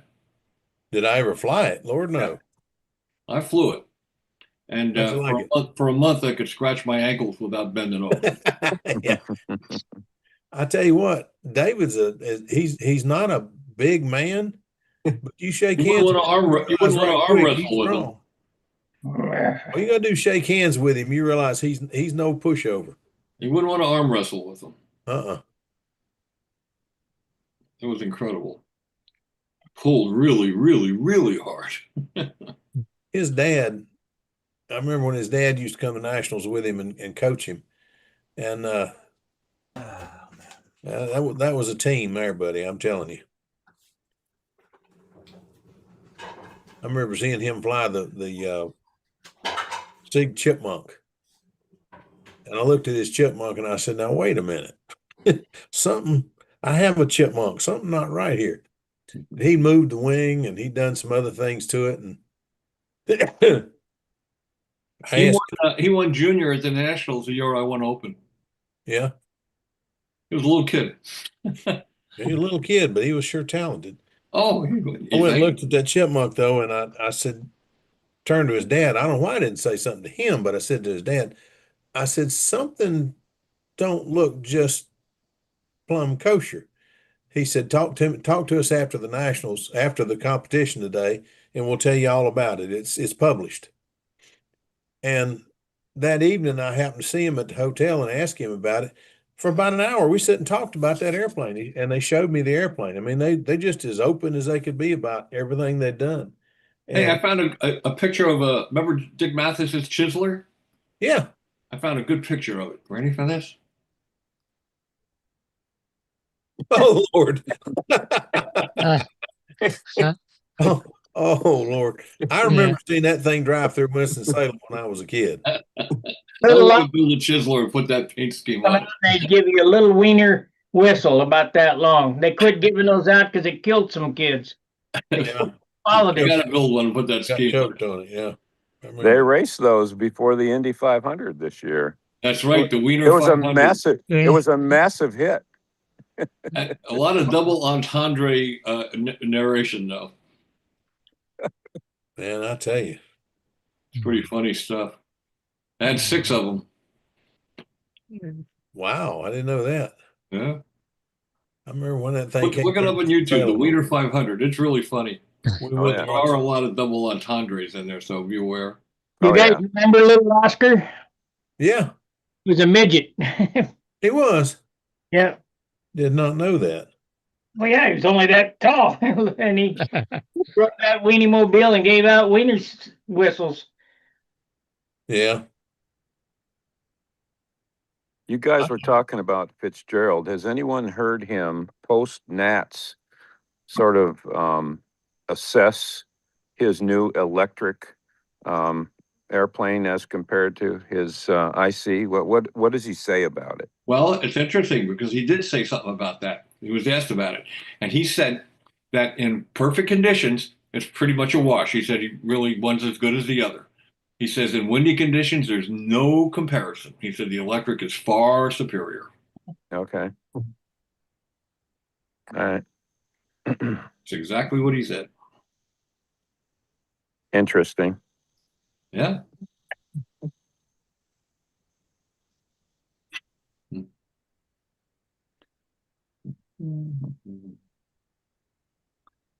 I got to figure out how to put this desktop icon back onto my thing here. Figure it out. My son's a computer expert, Brian, not Robbie, and he'll come up and fix it for me. You might get the answer if you just Google the question these days. That's too easy. Yeah. Yeah, I know. And it's not always right, but it usually is. Let me Yeah. tell you something about AI. I spent half the day today figuring out how to move a watermark off that page I showed you, following the AI prompts, and they were all wrong. A lot of it's all wrong. Yeah. Well, What if you turn it off and turn it back on? Would that refix it maybe? I'm thinking about that. Maybe that's what I'll do here. Let me just hop off for a couple of minutes and I'll turn it off and reboot it and see maybe it'll come back up. I thought about that, but See if it's in Finder, Bob. yeah, Yeah. Have we taken wagers that it's not? I say it's not going to work. It's not going to come back by rebooting. I don't think it will either, but No. tell you what though, anytime y'all are looking for something, I looked for 2 days for something that I knew I'd seen. Trying to buy one, and I could not find it. My wife walked in and she said, "What are you doing?" I said, I told her what I was looking for. She says, "Have you tried I forgot the name of it. What the smiley face that's got everything. Amazon. Have you tried Amazon?" So Oh yeah, hey, they got everything. you're not gonna have that on Amazon. That's too weird a part. Look it up. I looked it up. It'll be here in the morning. Yeah. They got everything. They got pipe. It doesn't matter what you want. They got everything. Yeah, Oh, and they that's something. do. They do. You know, they are challenging Walmart. Oh, they're ahead of Walmart. Yeah, but I mean they're the competition for Walmart. Walmart had started an online service and all to compete with Amazon because Amazon was kicking their butt so bad. But think about it. You find what you want. If you go to the store, first thing pops in your head, hey, I want this. Let me go see if I can find it. Well, you got to drive to the store, park, put up with all the crap of walking in Walmart, or you can sit down at your computer and punch it up. And one way you get it today, but you got to put up with all that crap. The other way, it comes to your door in the morning. Some of it will come the same day. A lot of it does, yeah. Mhm. Yeah. This I kept trying to. One of our guys has come up with a cleaning solution for the airplane, for the airplanes. And I mean, this stuff strips fuel like nothing I've ever seen. I've always used clear glass in the, not the spray bottle, you have to use the cans. And I hate using aerosol cans. I just don't like aerosol cans. But the stuff in the bottle does not clean as good as it does. Anyway, he come up with this stuff that cleans and works real good in a spray bottle. And it's got, I don't remember how much measurement, but anyway, Fabuloso. You ever heard of that? It's a cleaner. Mhm. Well, I'd never heard of it. And I said, "What? That sounds Mickey Mouse." It's on Amazon. You can order it on Amazon, have it the next day. Beats the heck out of me. It's got alcohol and Fabuloso and a squirt of dishwashing detergent and two other things in there. And then put that in a quart bottle and then fill it up with water. Shake it up real good. Let it sit for 10 minutes to stabilize. And you spray that on your model, and I mean, all the oil comes out. I sprayed it on my Super Duper Zilch. Now, Bubba, I've been flying Super Duper Zilch for 30 years. It has some oil soak problem. It even takes that stuff out. I didn't think anything but MEK could take that out, but this stuff does. It's amazing. If y'all want it, I can get the prescription for it and read it off. Tell you, I've got it somewhere downstairs. But it's the best plane cleaner I've had in a while. And that wax I was trying to tell y'all about, and he told me it was sex wax. It's not sex wax. Sex wax is the stuff for surfboards. If you look online and you see the stuff, the German car thing where they scratch the car and then they put this stuff on a rag and wipe over it, that's it. It's the same stuff. I don't remember what they call it, but that's the same stuff. I got 4 bottles of that on the way too. I have a little car downstairs that I show every once in a while, and I'd like to get that thing cleaned up and put this stuff on it. You'll be sending it back. Do what? You'll be sending that stuff back because it don't work like it does on TV. Oh, never does. Never does. Card and the scratch go away. It does not work. The polymer and all that, it does not work. Oh well. If it just shines it, I'll be happy. It's got a nice paint job on it. It just needs to be shined up. I'll tell you a good one though. You get a nice car and you're so happy with it, proud of it. You park at the other end of the parking lot. Seriously, walk 100 yards to the store. Somebody Come brought back, a shopping and cart in. come back out, and some woman has hit the rear fender of the darn thing, trying to pull in. I pulled into the parking space and parked it because when I come back, I want to be able to lay the stuff in the trunk. It's a little Mustang convertible. I want to be able to lay the stuff in the trunk and get out of there because it's the devil to load stuff in the back seat of that thing. I come back and my back bumper is scuffed. Hmm. You can't have stuff nowadays. There's somebody going to tear it up for you. I don't care what you do. Here's the one that gets me, Phil. It's similar but a different story. I always park a distance from the other cars, so I got room to open my doors, Mhm. and it's a little exercise, which is good for me. So it's amazing to me how many times I do that. There isn't a car, all the cars are closer to the building than where I'm at, but I'll come back out and somebody has parked right next to me, and Yeah. there's those two cars. So I think that's just the way a person's brain works. It must be. Okay, there's one here, and so there should be one right next to it. Yeah. Yeah. Yeah, and always making the driver's door tough to get into. Yeah. And Bob, did you get your home button back? Well, I found another way to get to it that's just as easy, so it's no big deal. Yeah. Reason I wanted to find that is Phil asked before about the stunt double twin, and which is what I named it. Cute name. And I found that, so I'll show him that picture. Oop, where'd I go? There we are. There you go. That's it. Mhm. Yeah. That Dan is a Woodship's cool making looking a airplane. carbon fiber landing gear for me for the main gear. And I'll probably end up using his wheel pants because they look pretty nice. I usually carve my own, but I want to make the a place where they attach to the strut, the carbon strut. I want to have that carbon strut curved to fit the curve of the wheel pants so that they come out so standing straight. They don't have an angle to them. Yeah. So he can do that, and that's pretty interesting. This is kind of like a basic drawing. I modified it somewhat when I put it on the drawing board. I widened the fuselage slightly in the back on the bottom. There's a little too much angle up, but basically that's what it's going to look like. Nice. Yes, That's a good looking airplane, Bob. cute little airplane. It's going to have two power, two not power 10, two 2315s in it. That's neat. Yeah. Walker has four 2310s in the B-25. Yeah. B-17. I'd love to go on just to see that plane fly. Incredible. Yeah, Will Davis did a pretty good show up of Sparky. Whoever shot for Sparky tried to do it too, but Will did a pretty good shot of that plane flying a full pattern. Mhm. The only thing he missed was the top of the hourglass, which I would love to have seen that, but Sparky's shot I think had that, and it turned a pretty good corner. Well, Winship's video of the top five, which he streamed the whole top five, and even a few minutes before it started, and it's the real deal. I mean, it flies Type 45s. It has corners, it has bottoms, and shit. I mean, it's a real stunt ship. Yeah, that's neat. You know. I told him years ago with the other one, I said, I don't think people are taking you serious because the plane is flying better than they're scoring you.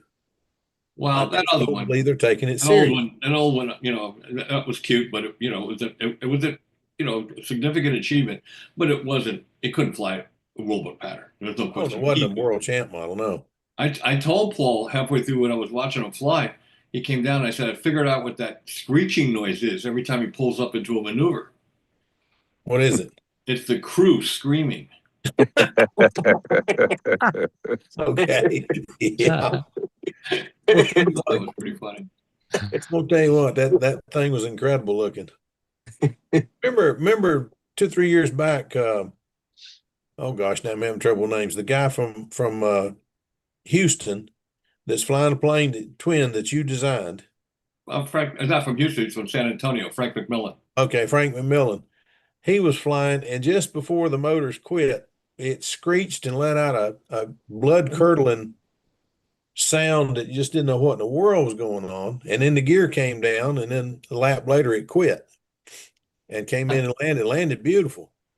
I couldn't figure out what in the world that could have been. I said, no, it has to be one of the props slipping on the shaft.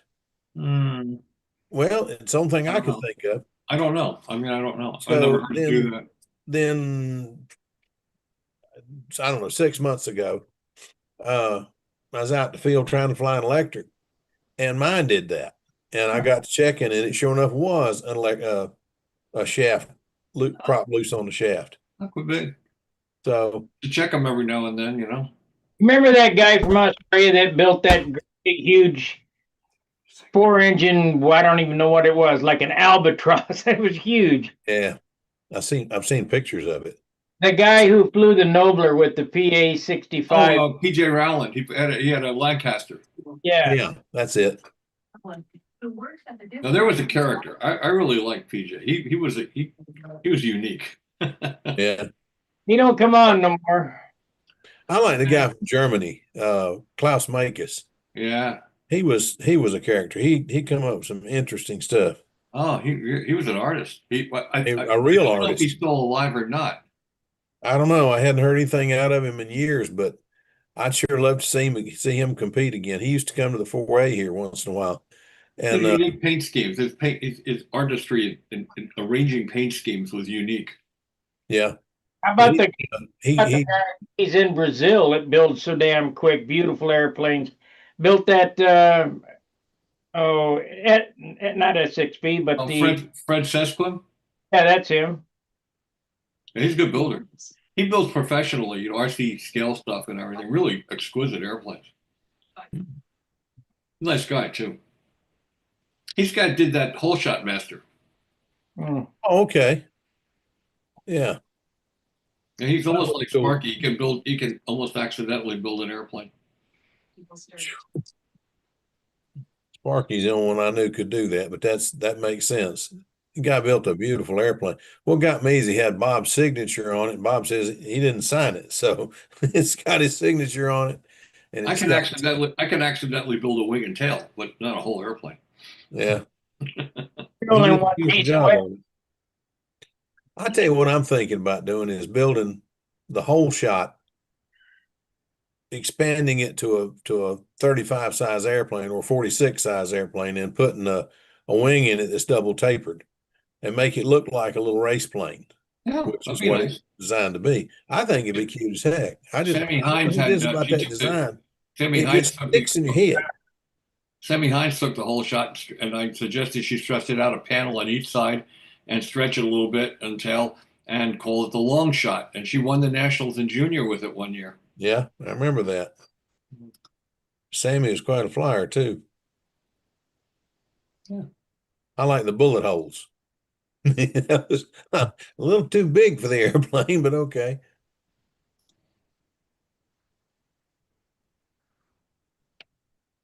Yeah, Sammy's married now, has a kid. Yeah. It's really depressing for me to realize that Dawn Cosmillo is a grandmother several times over. Oh yeah. Last time I saw a picture of her, she's still a pretty lady though. She was a nice kid. She really was. Everybody was scared of her because she was so pretty, and her father was. If you go near her, father would kill you. She was just one of the guys. You know, she was a good flyer and a nice person, and couldn't have been a nicer person. You know, really nice. Who was her dad? Huh? Who was her father? James Cosmillo, James. Okay. a brother too, Jimmy Cosmillo. Yeah, I never met either one of them. I remember seeing her, but I didn't really meet her. I just got to see her. Yeah, She was I got talking to to fly some. against her every week, a number of years. Speaking of Jimmy's, is Jimmy Castell coming back or not? I don't know. I mean, I hope he does. You know, I sure hope he does. That'd be fun because I've never seen anybody that could just beat an airplane into submission the way he did. It's a good way of putting it.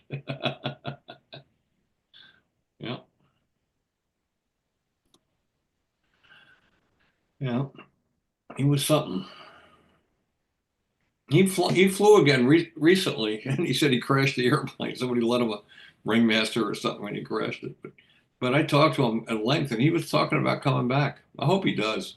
He was Hope he good for does the too. event. Hope he does too. He was a fun guy. Nice guy. Very talented guy. Musician. A lot of the get fiddle pickers are really good stunt flyers because they got the timing. Yeah, he wasn't a guitar player though. He was a saxophone and flute, soprano sax, alto, flute, and piano. I did not know that. I thought he Yeah, played a guitar. he was in a big group called Waterfront, a big show group, and they played all over the Jersey Shore area, and all over the East Coast. And he's still playing down in Florida. I'll be doing. Mhm. How about that? Good guy. You know, I grew up, I could not figure out one thing y'all always say, and I couldn't figure out what the heck does that mean? Why do they call it that? What's that? The Jersey Shore. It's the beach. So I went to the beach. I went to the Jersey beach, and it's not the beach. It's the Jersey Shore because the water goes under the buildings. They're built right out to the water line. Good gracious. Mm. I think you're overthinking it. Yeah, probably. I've been known to do that. I was there last weekend. I used to go down the seaside all the time, sleep out on the beach and stuff. It was good. How did you stand the smell? Back in those days, there was no smell. It was really nice. It was very clean. Yeah. Well, I love to go Back in down to the Outer Back Banks, in North the Carolina, mid because 60s, 64, 65. yeah, I love to go down to the Outer Banks, North Carolina, and go out because it's a beach. It's not so businesses every which way. Life's the beach. Yeah, go out there and go surf casting and fly casting and just go have a ball. Huh? Fun Last stuff. time I went, I took a 10-weight fly rod, and I knew it was time to pack up and go back to the hotel when I tried to cast forward and watch the line go just barely in front of me and turn around and go back the other way. I've seen a new fishing thing that I really, I had thought of it before. I wish I would have thought of it and made it a reality. It's a reel that's on your wrist, and you got a slingshot, and he goes, Yeah. "Pew!" That's and cool. Yeah, shoots it way the hell out there. I've Boy, seen somebody do that. I Yeah, can't. I saw something like that too. Yeah. Huh. It's one of those things I thought the first time I saw it, I thought that has to be Ron Popeil. It has to be. yeah, no. But I had thought of that before when a long time ago, but never did anything with it. Yeah. Pretty neat idea though. Woulda, coulda, shoulda. Yeah. Yeah. I could have been a contender. He's making money with a slingshot. Yeah. Yeah. And the other thing, there's another slingshot that's an automatic slingshot. It costs $200. It's all aluminum, and you push the button, and the BB goes up to the rubber band. They go, pew! You push the button again, and automatic loading slingshot. What gets me is these that look like compound bows and arrows. And I mean, it's as big as a marble, drops down, and you shoot that thing, man, it'll put a dent in something. People think it's some weird shit. I'm telling you. There's another guy on from Germany that has an automatic bow and arrow. Goes click and loads another arrow, and it goes click and then loads another arrow. Because they're not allowed You literally load them from the top and just lay them in there. Right. That's weird looking. I'd hate to walk through the bush with that thing though. Good grief. Ooh. He's got a bow and arrow channel on YouTube, and he talks with a real thick accent, but they're not allowed to own guns there, so necessity's the mother of invention. He got automatic bow and arrow. Yeah. I think the strangest place I've ever been was Aruba. Nobody there has a gun. I said, yeah, I bet there are people here that have guns. No, nobody here has guns. How can you say that? Yeah. Well, have you been around the island yet? I said, well, yeah. He said, what's the biggest thing on the island? The prison. He said, well, if you're caught with a gun, it's automatically 5 years in prison. 1 year extra for every bullet. Hmm. I see what you mean. Nobody's got a gun. Yeah. And how safe is it? The second biggest thing there is a water treatment plant for turning salt water into fresh water, and they got some of the best water I've ever drunk. You know why they wave in Texas, right? Huh. Everybody's armed. Well, that's true. That's true. Remember what Archie Bunker said about how to prevent airline hijackings? Give everybody a gun when they get on board. Yeah. There's a little logic to that. Yeah, you remember the old joke though about the guy gets on the airplane and he pulls a gun and he says, "We're going to Houston." The airline captain looks at him, "Sir, we are going to Houston." "I know, but I want to make it this time." Said he'd been hijacked twice. This time he wanted to go to Houston. Mm.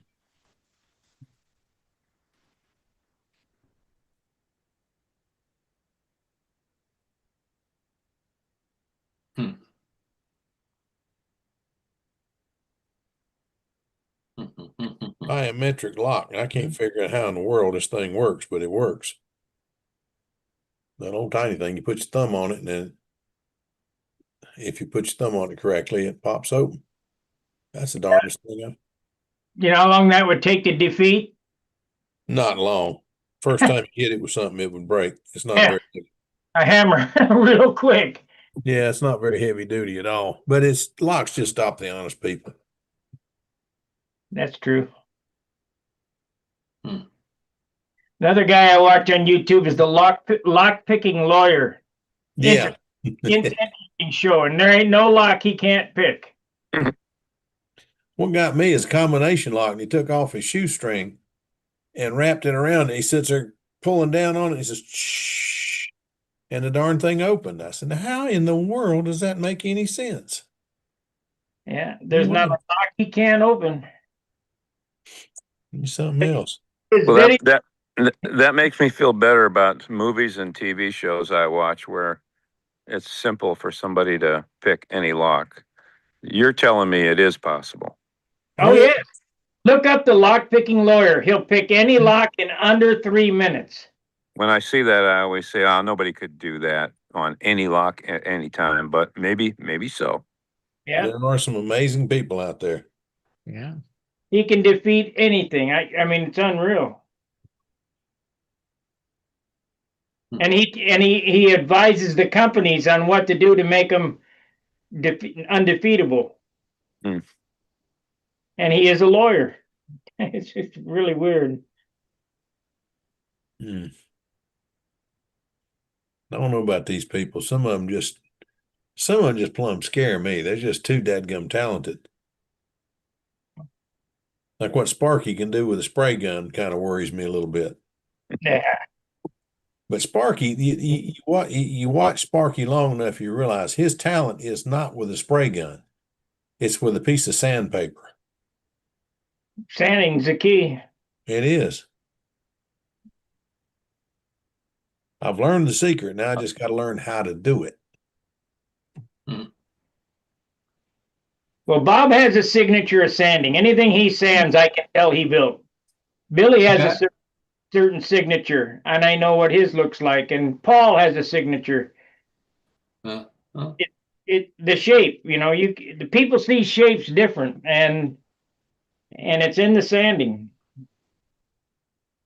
Well, that's everybody's got their own, and that's the beauty of this hobby. Is there's nothing right or wrong when you design an airplane. If you like it, you like it. Somebody else might not, but your aesthetic sensibilities, you can run wild. You can do anything you want to do. That's why I like designing my own airplanes, because you can do whatever you want. I like designing my own airplanes because there's no rules. I don't have to put this stick with that stick and put a piece of glue on it. I can do whatever I want. Exactly. What gets me, I'm on the other end of the fence. I like to build, well, like I fell in love with Bob's Genesis, the original Genesis. I built the thing and I painted it just like Bob's, different colors, but the same shapes. I didn't go for that. I couldn't find the copper, but I built it. It turned out it ended up red, white, and blue, which too many of my airplanes did back then. My wife still says when I go paint an airplane, she says, I come up and I say, help me figure out a paint scheme for this plane. It's something I designed. She says, as long as it's not red, white, and blue. Just as serious as she can say it. Yeah, okay, let's find a paint scheme. And she came up with the first one she came up with was my Stinger, yellow with orange and black. And I said, you got to be kidding. I saw one of your paint schemes once. Oh yeah. Yeah, you got the stunt I wagon. thought it was a nice paint scheme. Yeah, we were talking about this young lady before. That was one of my, oh yeah, there you go. That was in our basement we had a barbecue after a contest, and my father took pictures of all the airplanes that were at the contest. She's a pretty lady, but the thing about her, she was as sweet as she was pretty. Well, is as sweet as she is pretty. Yeah, she was. She was a regular person. Yeah. No doubt. No doubt.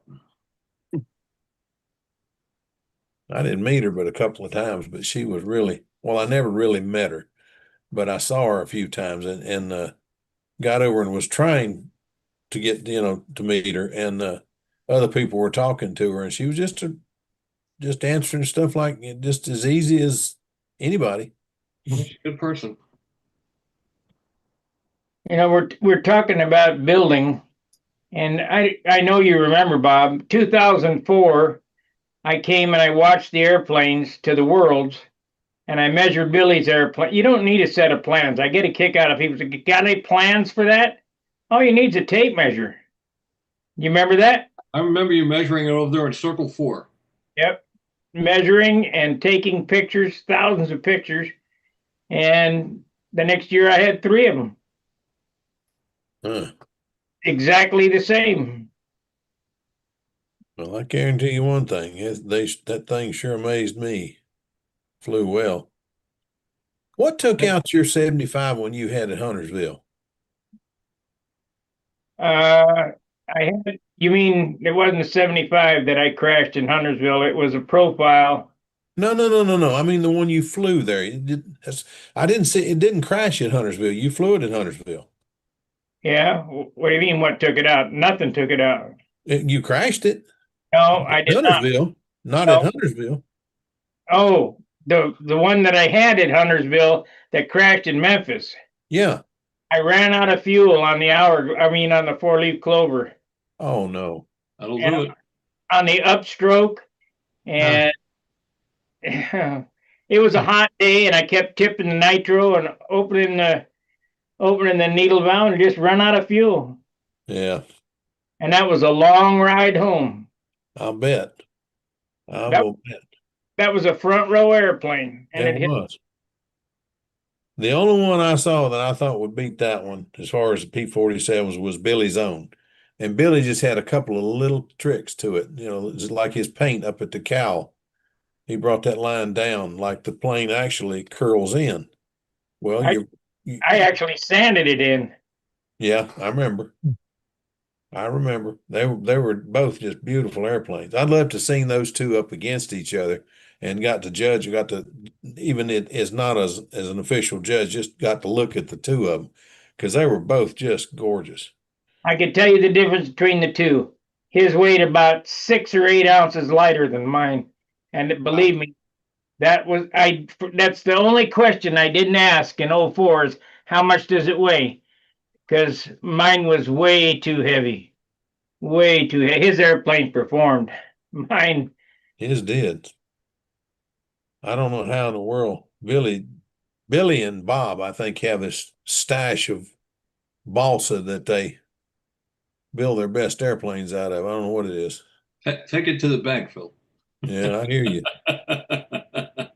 I ruined 3 liners in that airplane. When it had a 61 in it, because Ron O'Toole said, no, don't worry about the big engine. Run the 61. we jacked it up and jacked it up, kept compressing and compressing, and I just wore out 3-liners in a season. I said, you know what, this is BS. So when Randy came out with a 75, I adapted it for the 75, and I ran at 15.45 propeller. Yeah, it was heavier, but I had power to pull that big turd around then. Yeah. You guys were talking about, designs, and you can tell people's designs when you see them. This is something I sketched in high school. That's all I did was read model airplane magazines and sketch airplanes. I never studied. And this tells you where my mind was going. You can see an awful lot of airplanes that actually came into being later on. And this is very embarrassing, but remember, I was like 17 years old at the time. Oh man. Hmm. Now, how many different airplanes do you see in there? Genesis, what's the one with Big the Macaluso's Crusader eventually. Crusader? Yeah, that's what I was trying to think You of. know, and the rudders you can see are like a warthog. Yeah, The ventral and dorsal fins are very similar to an airplane some guy in Jersey built years later. yeah, This was long before the Genesis, yeah. Pretty The funny dorsal fin stuff. looks an awful lot like the Those dorsal fins look like F-14 dorsal fins. Yeah.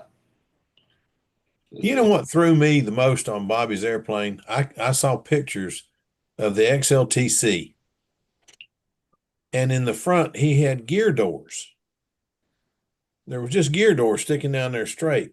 And it was cool because when I saw the real airplane, it housed the push button to turn the thing on. But it also was where the air came out of the Calinol. Got air out, the air dump, whatever. What was this now? Huh? What was this? The XLTC. It was a tricycle gear airplane, wasn't it? Yeah, tricycle Yeah, gear. it was, yeah. And it had It's a good airplane. the little doors at the front were blue. The plane was white, they were blue. And On the gear, on the simulated gear doors, you mean? yeah. Yeah. I said, what in the heck is he put down there? Is that for to help cool the ESC or the Yeah, time? there was a scoop. Well, there was a scoop behind the In landing the front gear, of it, yeah. behind the strut that would scoop the air up onto the battery, and then of course all the formers were Swiss cheese, so that the air would go through the fuselage and be sucked out the tail. back. Yeah. Walker got mad at me because I did that before he did. He wanted to do it, and I said, "Sorry." I was looking at Walker's airplane. Where the bombardier sits is open, and that's where the air goes through, and it cools the battery and comes out the back like a jet. Man, that was well thought out. He's just a genius. He really is. I still say we need to retroactively give him an award for that plane. If anybody ever decides to do it, let me know because I'd like to give some toward it. That's an award I'd love to give some toward, and then see at least a tape of him receiving it because he really already deserves in it. the works, Phil. Keep it under your hat, please. Okay. All right. I'm going to show you a picture. You tell, and a steak dinner goes to the person who can identify who's holding my airplane here. Ready? Hmm. Steak dinner, all the trimmings. That's Robbie, isn't it? That's Robbie, isn't it? Oh, that's not Rob. Robbie wasn't even born then, or just born. That's at the middle. That's at the Middlesex Field in 1976. Dan Banjock. Nope. You Keith. give up? What's his name? Bill. Nope. No, Bill. Okay. You give up? Yeah, I'm gonna have to because I don't know all the Jersey guys. That's Alan Buck. You're kidding. You never would have guessed that, would you? No, I wouldn't have. That's Alan Buck. Goodness gracious. But there's that famous flight box. I'm telling you. Yeah, the shoe shine boxes. Yeah. I have one downstairs that I built to mimic that, but it holds a gallon of fuel internally. And there's the beginning of my problem. I needed to put it on wheels because the sucker weighs about 10 pounds. It's heavy. Look at that. That's that looks like oh,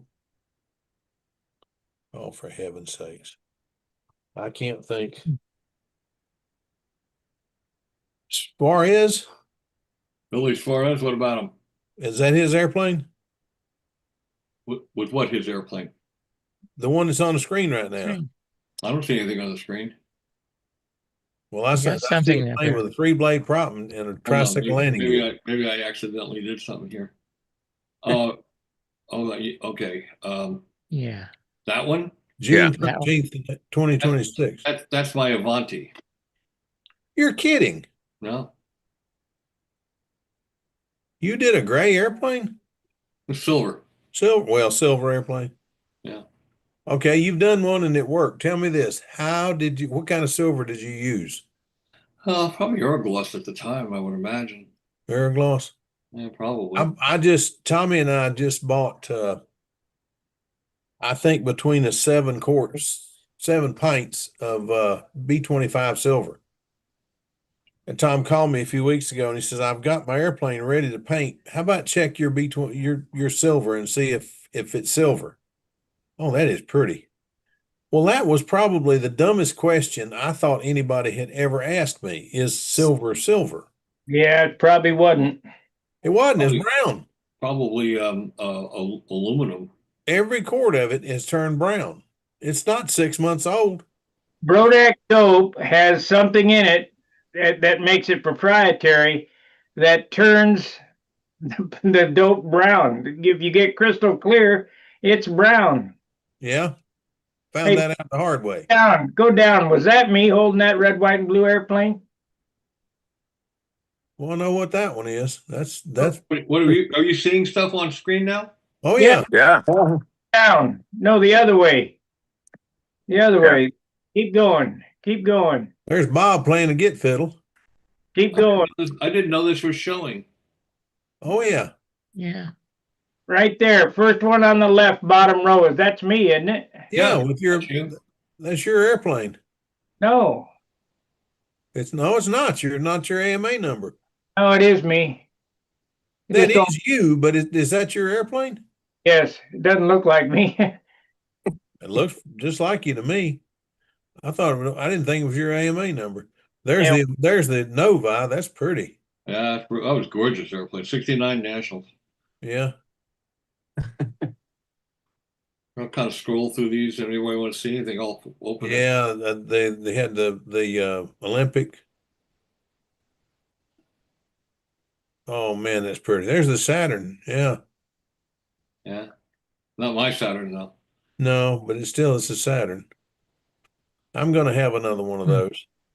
Some of the balsa what I got when I bought out BP products. Good gracious. Yeah, I had 200. That was just one room. I had another room filled. That I bought over 200,000 pieces of balsa wood. Wow. I sold a lot of it to John Brodak. There's your paint scheme. Yep, sure is. I stole that right off your what was it, a All American or something? No, Stunt Wagon 60. Stunt wagon. Yeah. It's still hanging downstairs. Yep. That's Jim Lynch's Bearcat. Yeah. That was just an amazing looking airplane there.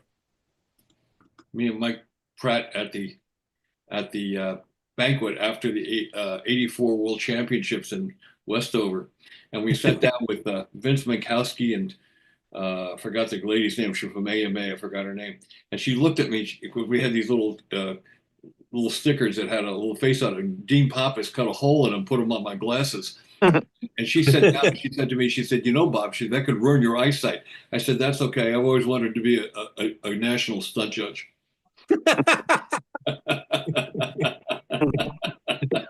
Oh Lord. Oh Lord. There you go. There's one for you. Yeah. Gene Schaefer, Les, and Al. Al Raby. Yeah. Yeah. Al flying. That picture was taken by a guy named Jim Boyd, now dead, but he was the most knowledgeable person on the face of the earth on steam trains, full-size steam trains. He was the editor of Railfan magazine, and he set up all the photo shoots up at Steamtown in Scranton, where the big boy came through just recently. And he took that picture at the 74 Nationals. I flew that airplane at that Nationals. That's a snaggletooth, right? No, that's No, easy that was to show. Easy 2 Sugar.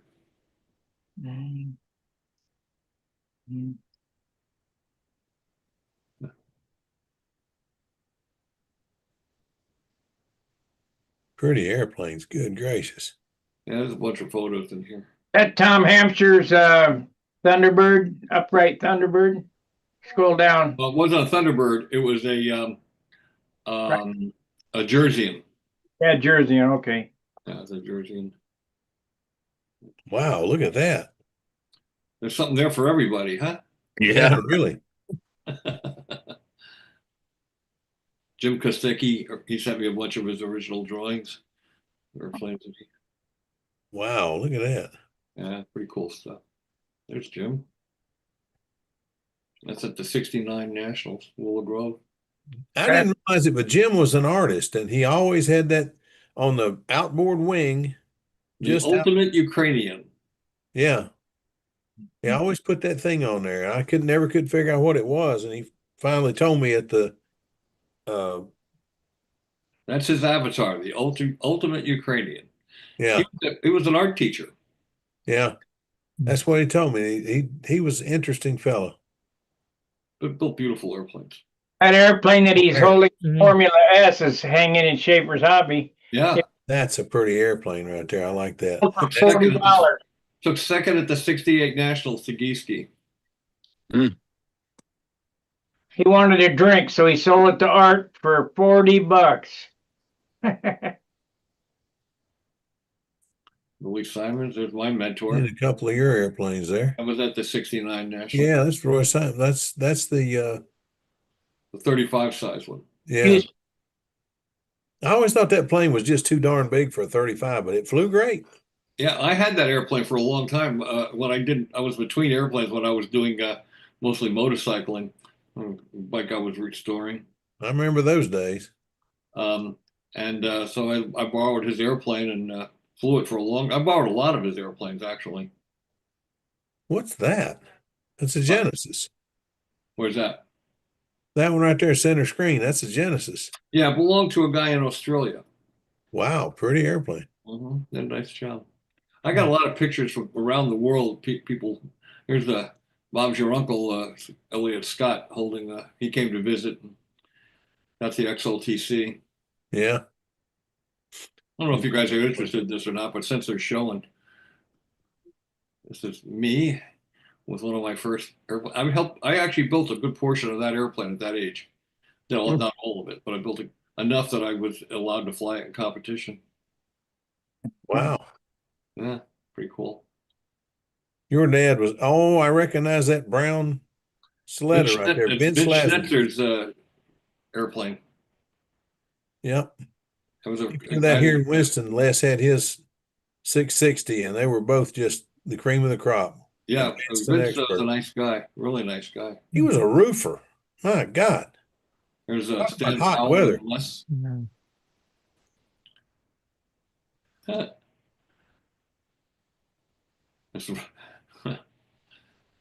There's Robbie with the four.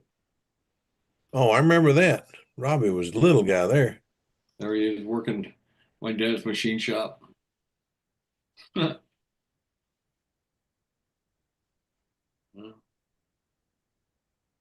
There's the Genesis. That's the Geo. We are jamming at the Nats one year. It's what's his name? Can't think of his name.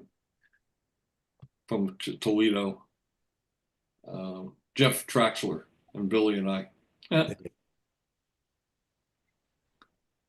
Look at that Genesis. I mean, Geo, boy, that thing's pretty. This here?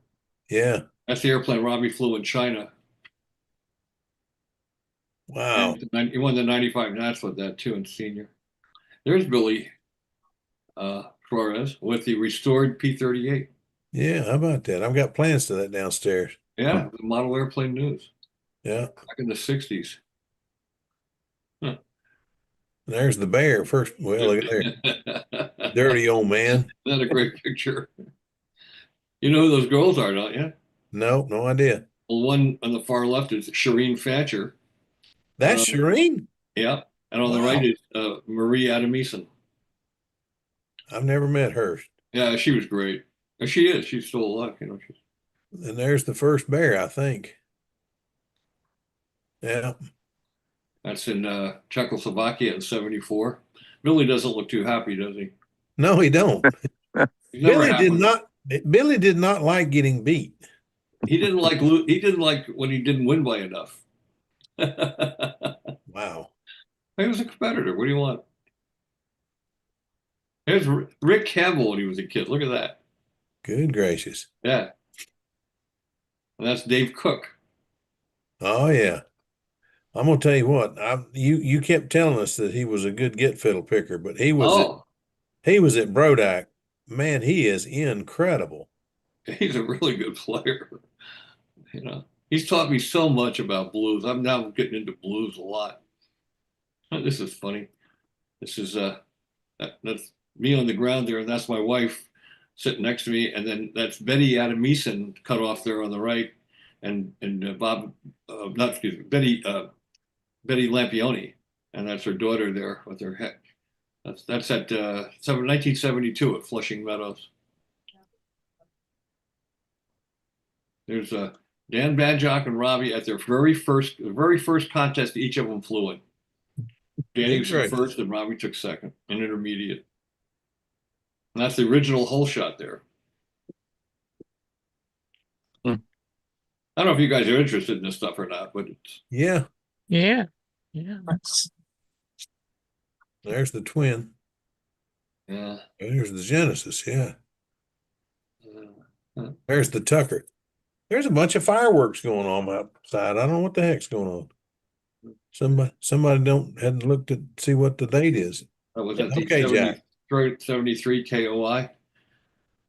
That's an interesting lineup, but is that the one plane that's backwards? Does that belong to the best backwards flyer I've ever seen? the beige airplane? Yeah. No, that's Less's Tropic Air, which was basically a Formula S. Yeah. And then the one with the orange, one in the background there is Charlie Reeves, um, Flying Red Horse, whatever they called it, you know.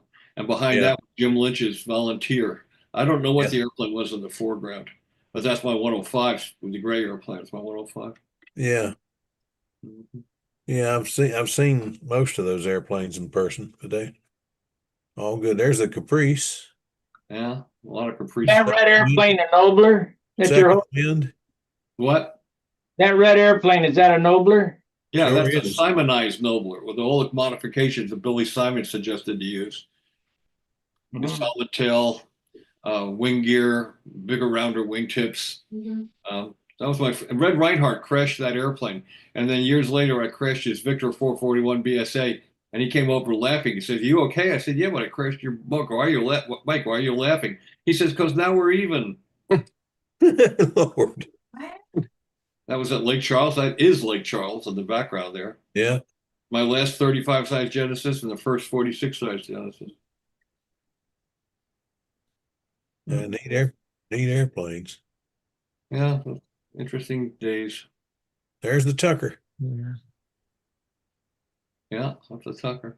I tried to mimic that paint scheme and failed miserably. That's the first Genesis right That's after the Andy Lee 35. and I was at Andy Lee's house right after we returned from the 73 Nationals in Oshkosh. I was burned to a crisp. You know? In case the rest of you don't know anything about that picture, God darn. the plans came out to the Genesis, and I went to build one because I was just really taken by it. And I got it all built and went to put my OS 35S in it, and It wouldn't fit. why don't it fit? Yeah, I was into some strange things back then. Let's see what else is in here that's of interest. Got a lot of pictures of that Nobler. A pretty nobler. That was my first really pretty airplane. When Red crashed it, he was devastated for me, and I was devastated for him. And that's when we were working together in a machine shop. And instead of going fishing one night, we went flying, and I let him fly that, and he crashed it. I guess that's some distinction to have Red Reinhardt crash one of your airplanes. Yeah. There you go. There's David. Yeah. Yeah. That's it. Anybody know who that guy in the center is? He was the senior champion that year. Um, I'm not going to give you a steak dinner on this one because he's actually pretty well known, but What year is it? 76, No. Dayton, Ohio. Give up? It's Pierre Morel from Canada. Oh, shoot. I should have known that one. Yeah, he was a pretty good flyer back in those days. No, I ended up with Joe Reinhardt's handle at this year's Nats, the one that's about a foot tall. Yeah. Whatever happened? Did Joe's not flying anymore? Or? He came and saw me on Circle 4 and said hello. Oh, did he? Yeah, and no, he's building. He can't really fly anymore, Yeah, I got to identify with that. but he's building. Now, this picture says 1967, right? But it wasn't 67. It was 66. He didn't develop the film until 67. He took this photo, I think. And I couldn't figure out for a while, how is it possible that was 67? That was New Bedford, Massachusetts. And it was 66. It was developed in 67. That happened back in the Stone Age. Yeah, that was a few years ago. Wait a minute, what's that airplane lower right? Here? Oh, that's like the original Crossfire. That's the original Crossfire. Well, now it's not the original Crossfire. That's the second Crossfire. Well, The control line That's the version. original Crossfire. Yeah, but I mean the control line version. Yeah, this is the first control line version. Yeah. I saw that here at Winston. Yeah, I was quite happy to see Joe Reinhardt at the Nats. Oh, he's a great guy. Oh yeah, great builder, great finisher. Yes, he is.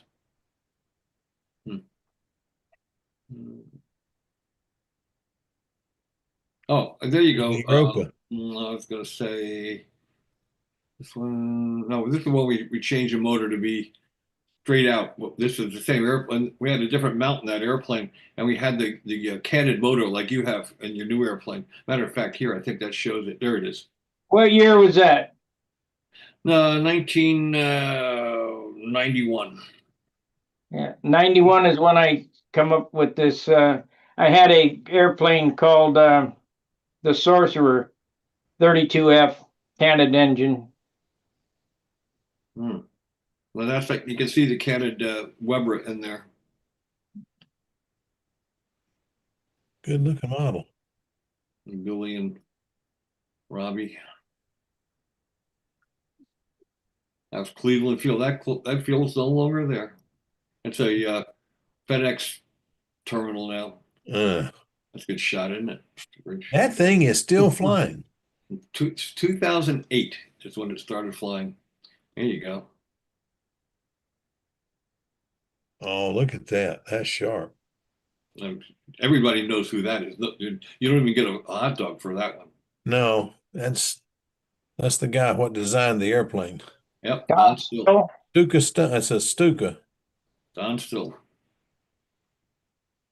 And he did the one with the the normal paint scheme because they told him going overseas to the world it wasn't going to be too popular going over with a German airplane. There's another picture of him at his hobby shop. He died not that long back. That's a shame. I think he made it to close. I think he made it to 100 or very close to it. On. There you go. There's Grandal and Bob Palmer. And I'm not sure who the other guy is, but that's Louis Grandal. That's Gabri.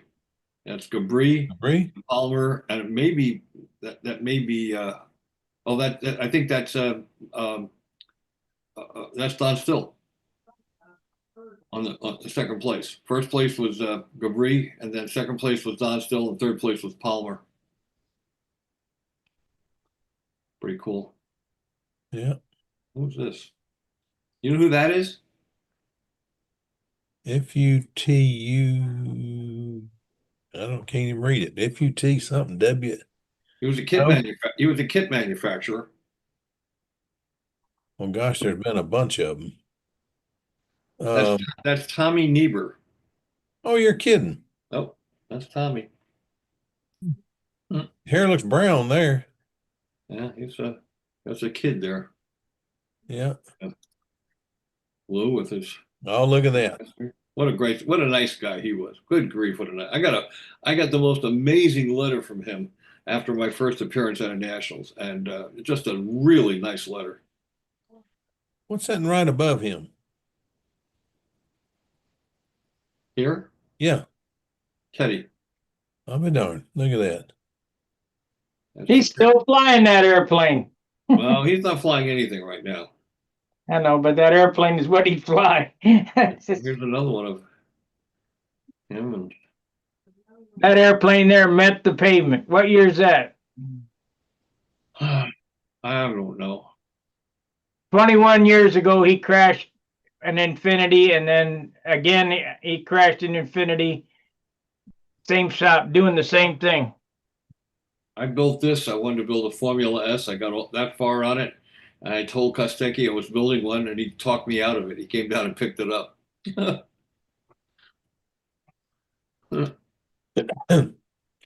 Teddy with the pond scum.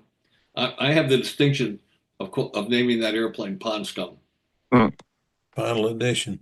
And that's I what don't he know why called it it. wasn't green, but the bottom picture right up under the F-104 looks like the twin that I saw at the National. Go down one more. Right there, the bottom one. That looks like the twin. That's That's it. McMillan's. The nose looks too long, but Yeah, I think the nose was too long too. But hey, that again, that's the fun of it. anybody know who those guys are? No clue. Well, the No. guy on the far left is Ted Fancher. Wow. And the guy in the center, he used to be the head judge at the Nationals. And his son was at the Nationals this year flying. Oh, for heaven's sakes. That's Gary McClellan. Yeah. And the guy on the far for right, several years. guy on the right, everybody should know him. Uh-uh. That's Dirty Dan Rutherford. You're kidding. That's Dirty Dan. Good gracious. He's gone now too, Oh, unfortunately. shoot. And here's who's that? Don't know, but she's sure pretty. Shireen Fancher. Oh, you're kidding. Nope, Golly. Shireen. I haven't seen them in so long, I can't remember what they look like. Oh, sure, pretty young then. Here's another one of her, Shireen and Teddy together. Oh, yeah. Well, that's. He came to the world champs that Billy won at anybody that don't know who that is hadn't followed stunt long enough. How about it? Anyway, he came to the worlds with a plane he called Final Edition. Mm-hmm.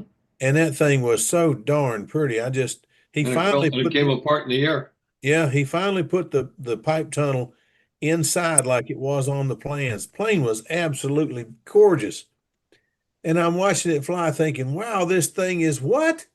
It just came all to pieces. That guy in the far right in that picture is Rick Huff. And his guy with his back to us is Pete Huff. He just died. He was out on a walk. He fell, hit his head and died, and they didn't find him for 2 weeks. Oh, Lord. Yeah. Not that one there. There's Willie with a Cobra. Oh, I know who. The Argus, and that's Solhavy with the doubler. And finally, I think that was 64 or was it 66? Swinderby, England. Oh. There's Billy with another plane. I don't think that's Billy. That's Billy's airplane, but that's Chris. Billy's Rudd. airplane, yeah. That's Chris Rudd. He borrowed. That was on the front of a magazine, wasn't it? Yeah, I took the actual construction feature with a girl holding one of them, and the other popped up in front of my boss's Morgan. Flying models. Yeah. Yeah. I'm telling you one thing. That was first time I'd seen neon look that good. Me on a duck. There's an old farm. You should have ridden that. Those are fun bikes. They're great bikes. There's Andy Lee and me. Yeah. Circle burners. Andy's a good guy. That's Rudd's airplane with the rondelle on it. What's that? That type. Keep scrolling down, right there on the right hand side. Yeah. It's Chris Rudd. Yeah. Typhoon. Yep. I designed that airplane. And here's when we were putting the electric system into the P-47. That 47. that airplane was big enough it could have gone condo. Wow. I took this. I delivered all these wings at a nationals. People had ordered them, and I just getting ready to go to the national. I bubble wrapped them all and took them and delivered them at the Nats. Wow. Yeah, one of those went to Dave Fitzgerald, and he won the world with it.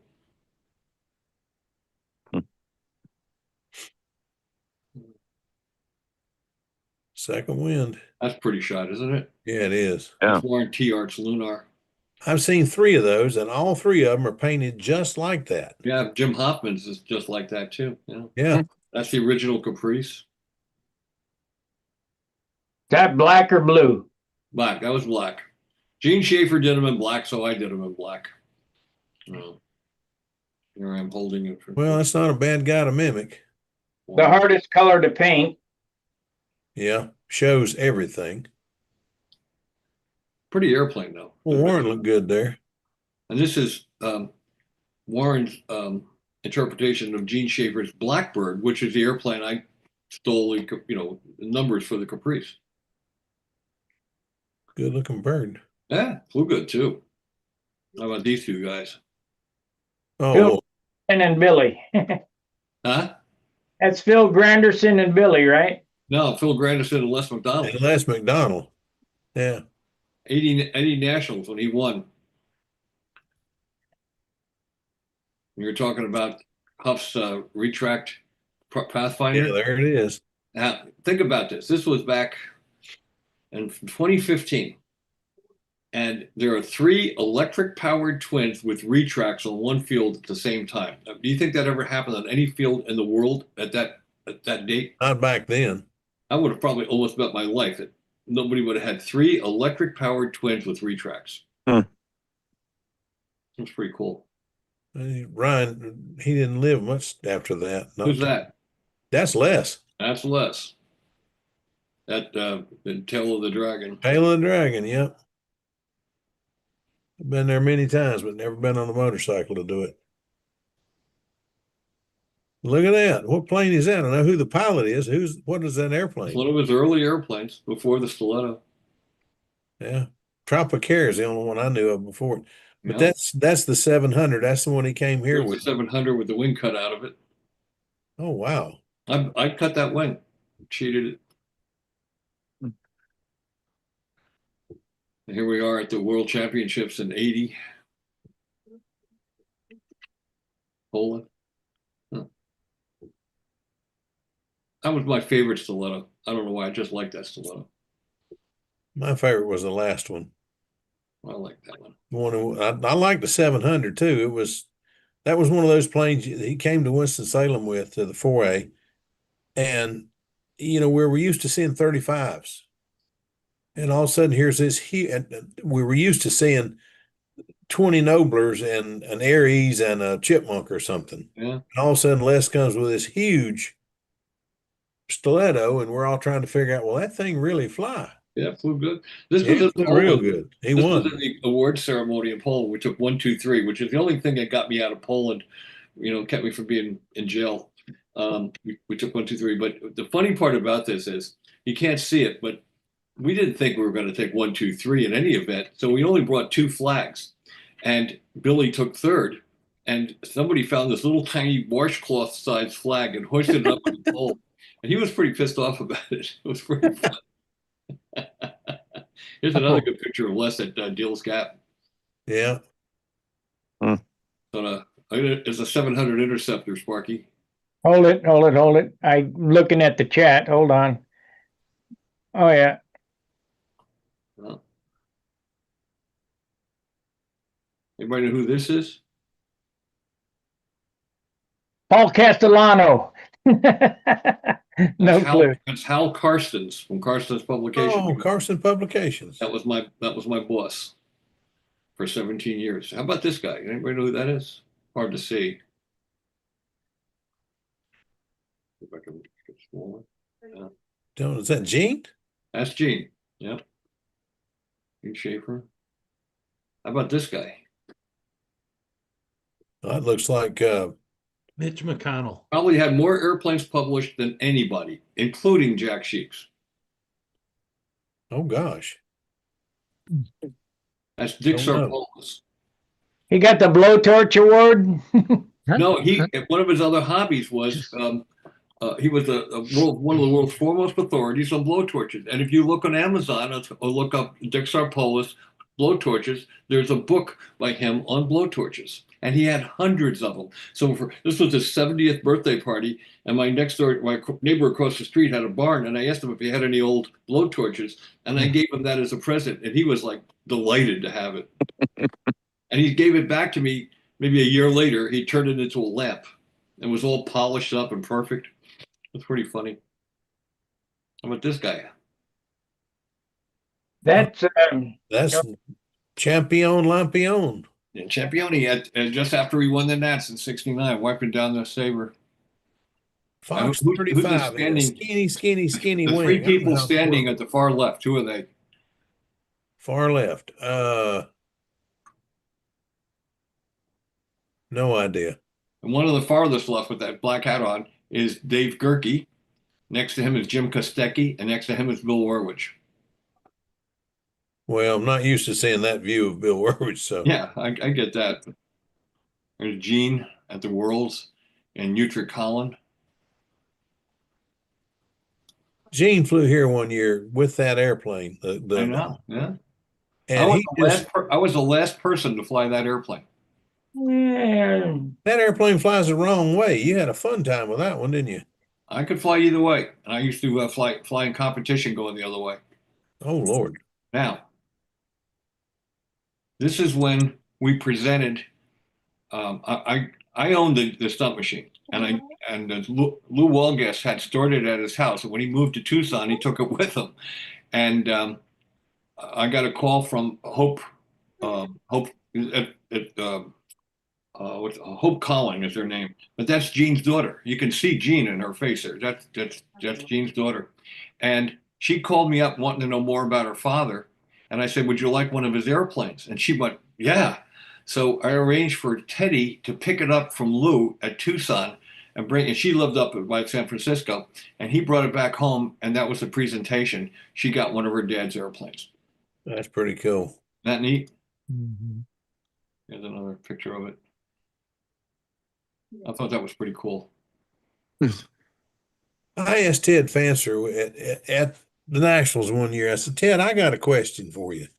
And I realize it might be an embarrassing thing. So if it is, just tell me and I'll shut up and go on.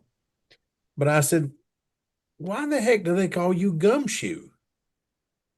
And he told me the story. He stepped in some gum at a contest somewhere and it kept stringing along behind him. And somebody saw it and just, oh my gosh, look at that. And that's where he got his nickname. One of them. The Air Boss and the Pisces. Lampioni's Pisces and Gene's Air Boss. That was 1970. I like the Air Boss. That's the first Maybe it was picture 70. I've ever Maybe it seen was of it. I didn't know what it looked like. Gene And there's won the Usama. That's when he won the team selection in Dayton, downtown Dayton there. Wow. What plane is that? That's the Statesman. Ah, good That's looking. the only major contest he ever won.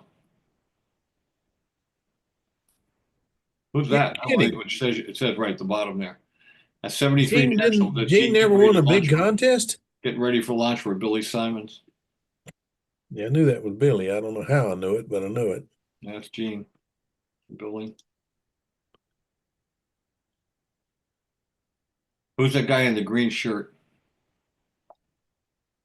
Too dark. Can't see enough of his face. Renato. I don't know. Good guess. That's Bob Barron. Oh gosh. Interesting stuff. I always liked this airplane. That was the Yeah, that's the airplane original, isn't it? That's the original one the Caprice was designed from, and the original Blackbird in its third paint scheme at the '69 Nationals. And that's black too, right? It was black, but it had orange. He took steel wool, dipped it in orange paint, and dabbed it on the black, and then he took black paint with steel wool and dabbed it in and dabbed it onto the white. So it looked like a bus station floor. Wow. Bus station floor.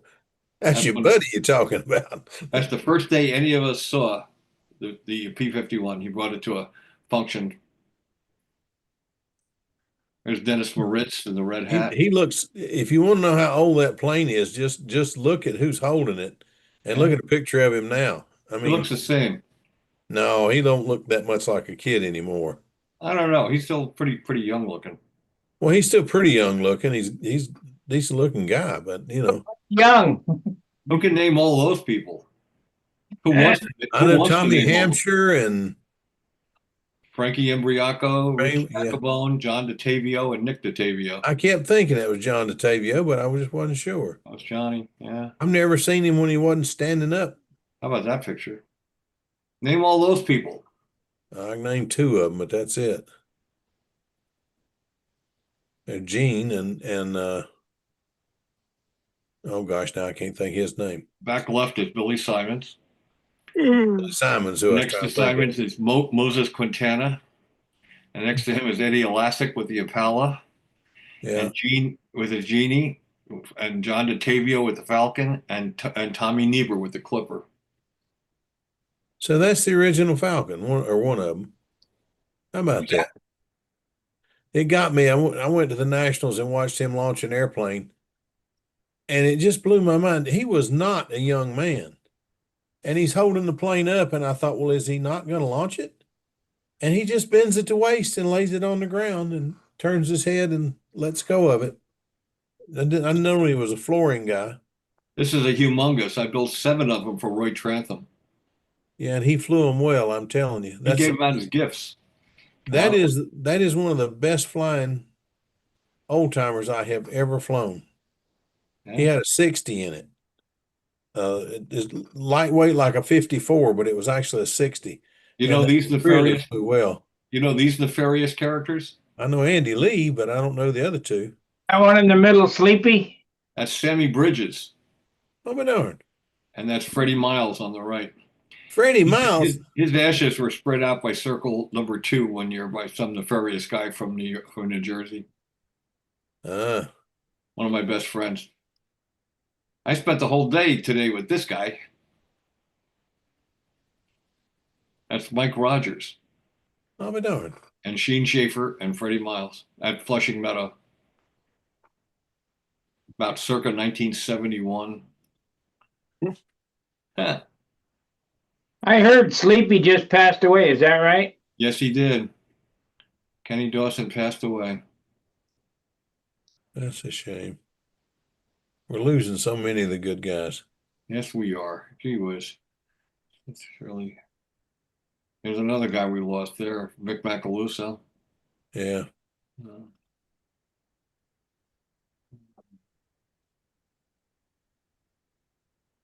Oh man. Now that right there, now I know everybody's got their own opinion, but to light up the Saturn, Which one? one up. One up. One up. No, in the middle. This one? No, in the middle. I don't know what you're talking about in the middle. Well, go to the left, right there, one you're on now. Now, I've seen a lot of Bob's airplanes and have really followed Bob for many years now. To me, that's the prettiest one in the air I've ever seen of his airplanes. Yeah, it was a good airplane, but it was short-lived. Yeah, it sure was. I I was so sick when I went to lunch or went to dinner and came back, and it had stuffed. A line broke and it went in, and I just, oh man, thing was so pretty. That was the better flying one, though. Yeah, well, you had time to get that one fully trimmed. The bronze dog. The bronze dog. This was in Czechoslovakia in '92. Paul getting ready to launch for me. See if something sounds familiar to you, Bob. What's You that? had a lot of bronze dogs. Yeah, I had a lot of bronze dogs. Yeah, that was Billy's line. There you go. That's John Even his DeTavio dog is with bronze. his Falcon, and in his other hand is Buddy Weeder's Falcon, and the one leaning up against him is Georgie Jones's Falcon, and that's all the hardware they collected in a year and a half or something, you know. Good grief. Yeah, that was at Rich's Hobby Town. Well, they caught a lot. They picked up a lot of trophies. That's at the Mirror Meet, Uh, Long Island or Brooklyn. Barky, you probably still have this trophy, don't you? Yes, I do. You may be I think you get to keep it. I think what is it? it's the I'll get it. Nostalgia 30 trophy. It's the what? The Nostalgia 30 trophy, Oh, the perpetual yeah. The last time it was awarded. Yeah, from my guitars. pretty. You got a picture of one you built? I had some pictures of the work, them in progress here. Here you go. There's Sammy. Yeah. What else we got here? She's a sweetheart. Yeah, she's a good kid. Her and her dad. We don't see Steve much anymore, do we? No, he's shooting traps when he can. He's got arthritis so bad he's having trouble with it, from what I understand. The shame. All Nat's photos. A lot of photos. A few Nat's photos here. A lot of Oh, years. that's a nice one. Here's the trophy right here. You got it? Yeah, there it is. I think you get to keep that, pal. That'd be cool. I No carved more- I made the airplane and Frankie Embriaco painted it. Okay. Not going to be any more nostalgia 30s, huh? Probably not. That's a shame. Especially since I just finished an airplane for it. Darn. Oh, look at there. Yeah, that's when he was. You see his paw. He had paw cancer and bone cancer, and that was the day he died. Oh, it's a shame. Oh man, he was a great dog, Joey. What'd you carve this airplane out of? Basswood? Balsa wood. I put it just balsa wood. Anyway, that's pretty much it. That's pretty neat. Cool. Yeah. Little We had a memory lane. we had a photo shoot going on here, and there's fireworks going on outside somewhere. I don't know what idiot can't figure out they're a little late for the 4th, but they've been firing fireworks for the last half hour, 45 minutes. Hmm. My dog is over here trembling. Mama's holding him. I'd like to meet whoever had my dog before I got him because he's a rescue. Oh. But someone would have to extract my foot. That dog was terrorized. Richard, you just saw a lot of airplanes, and it's probably about the amount that you build in a week. No, that was nice.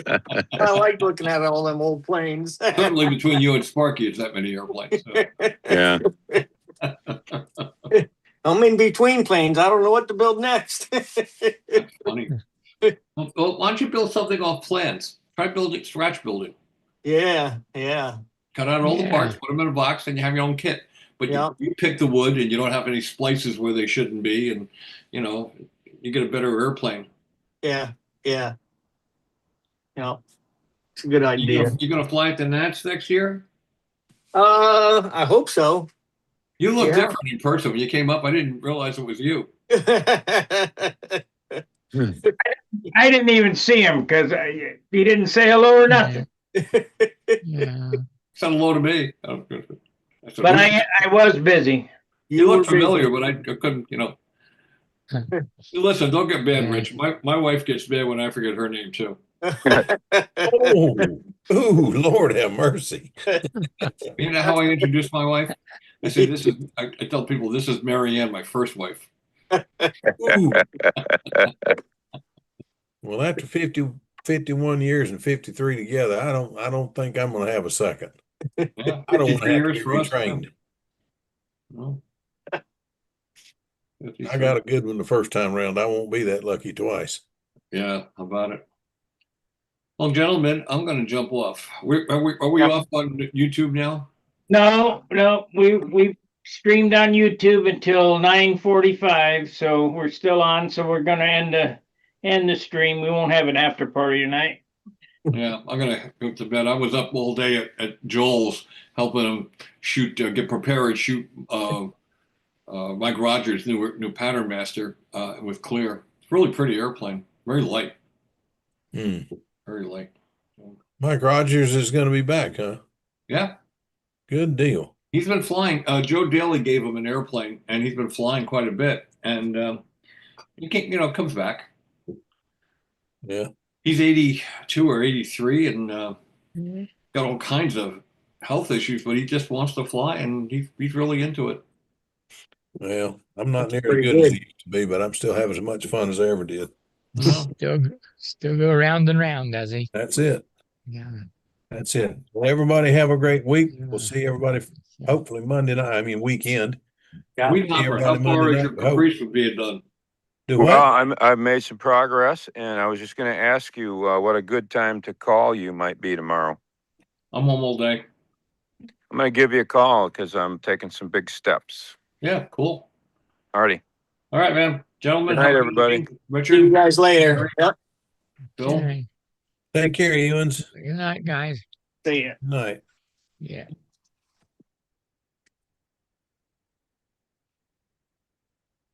I end this. I got that.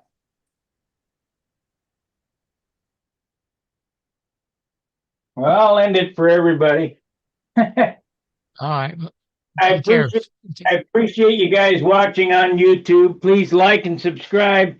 Stay tuned for the new magazine, Stunt Hangar mag, and those people who are current subscribers, paid members, will be able to view that as soon as I can get her finished.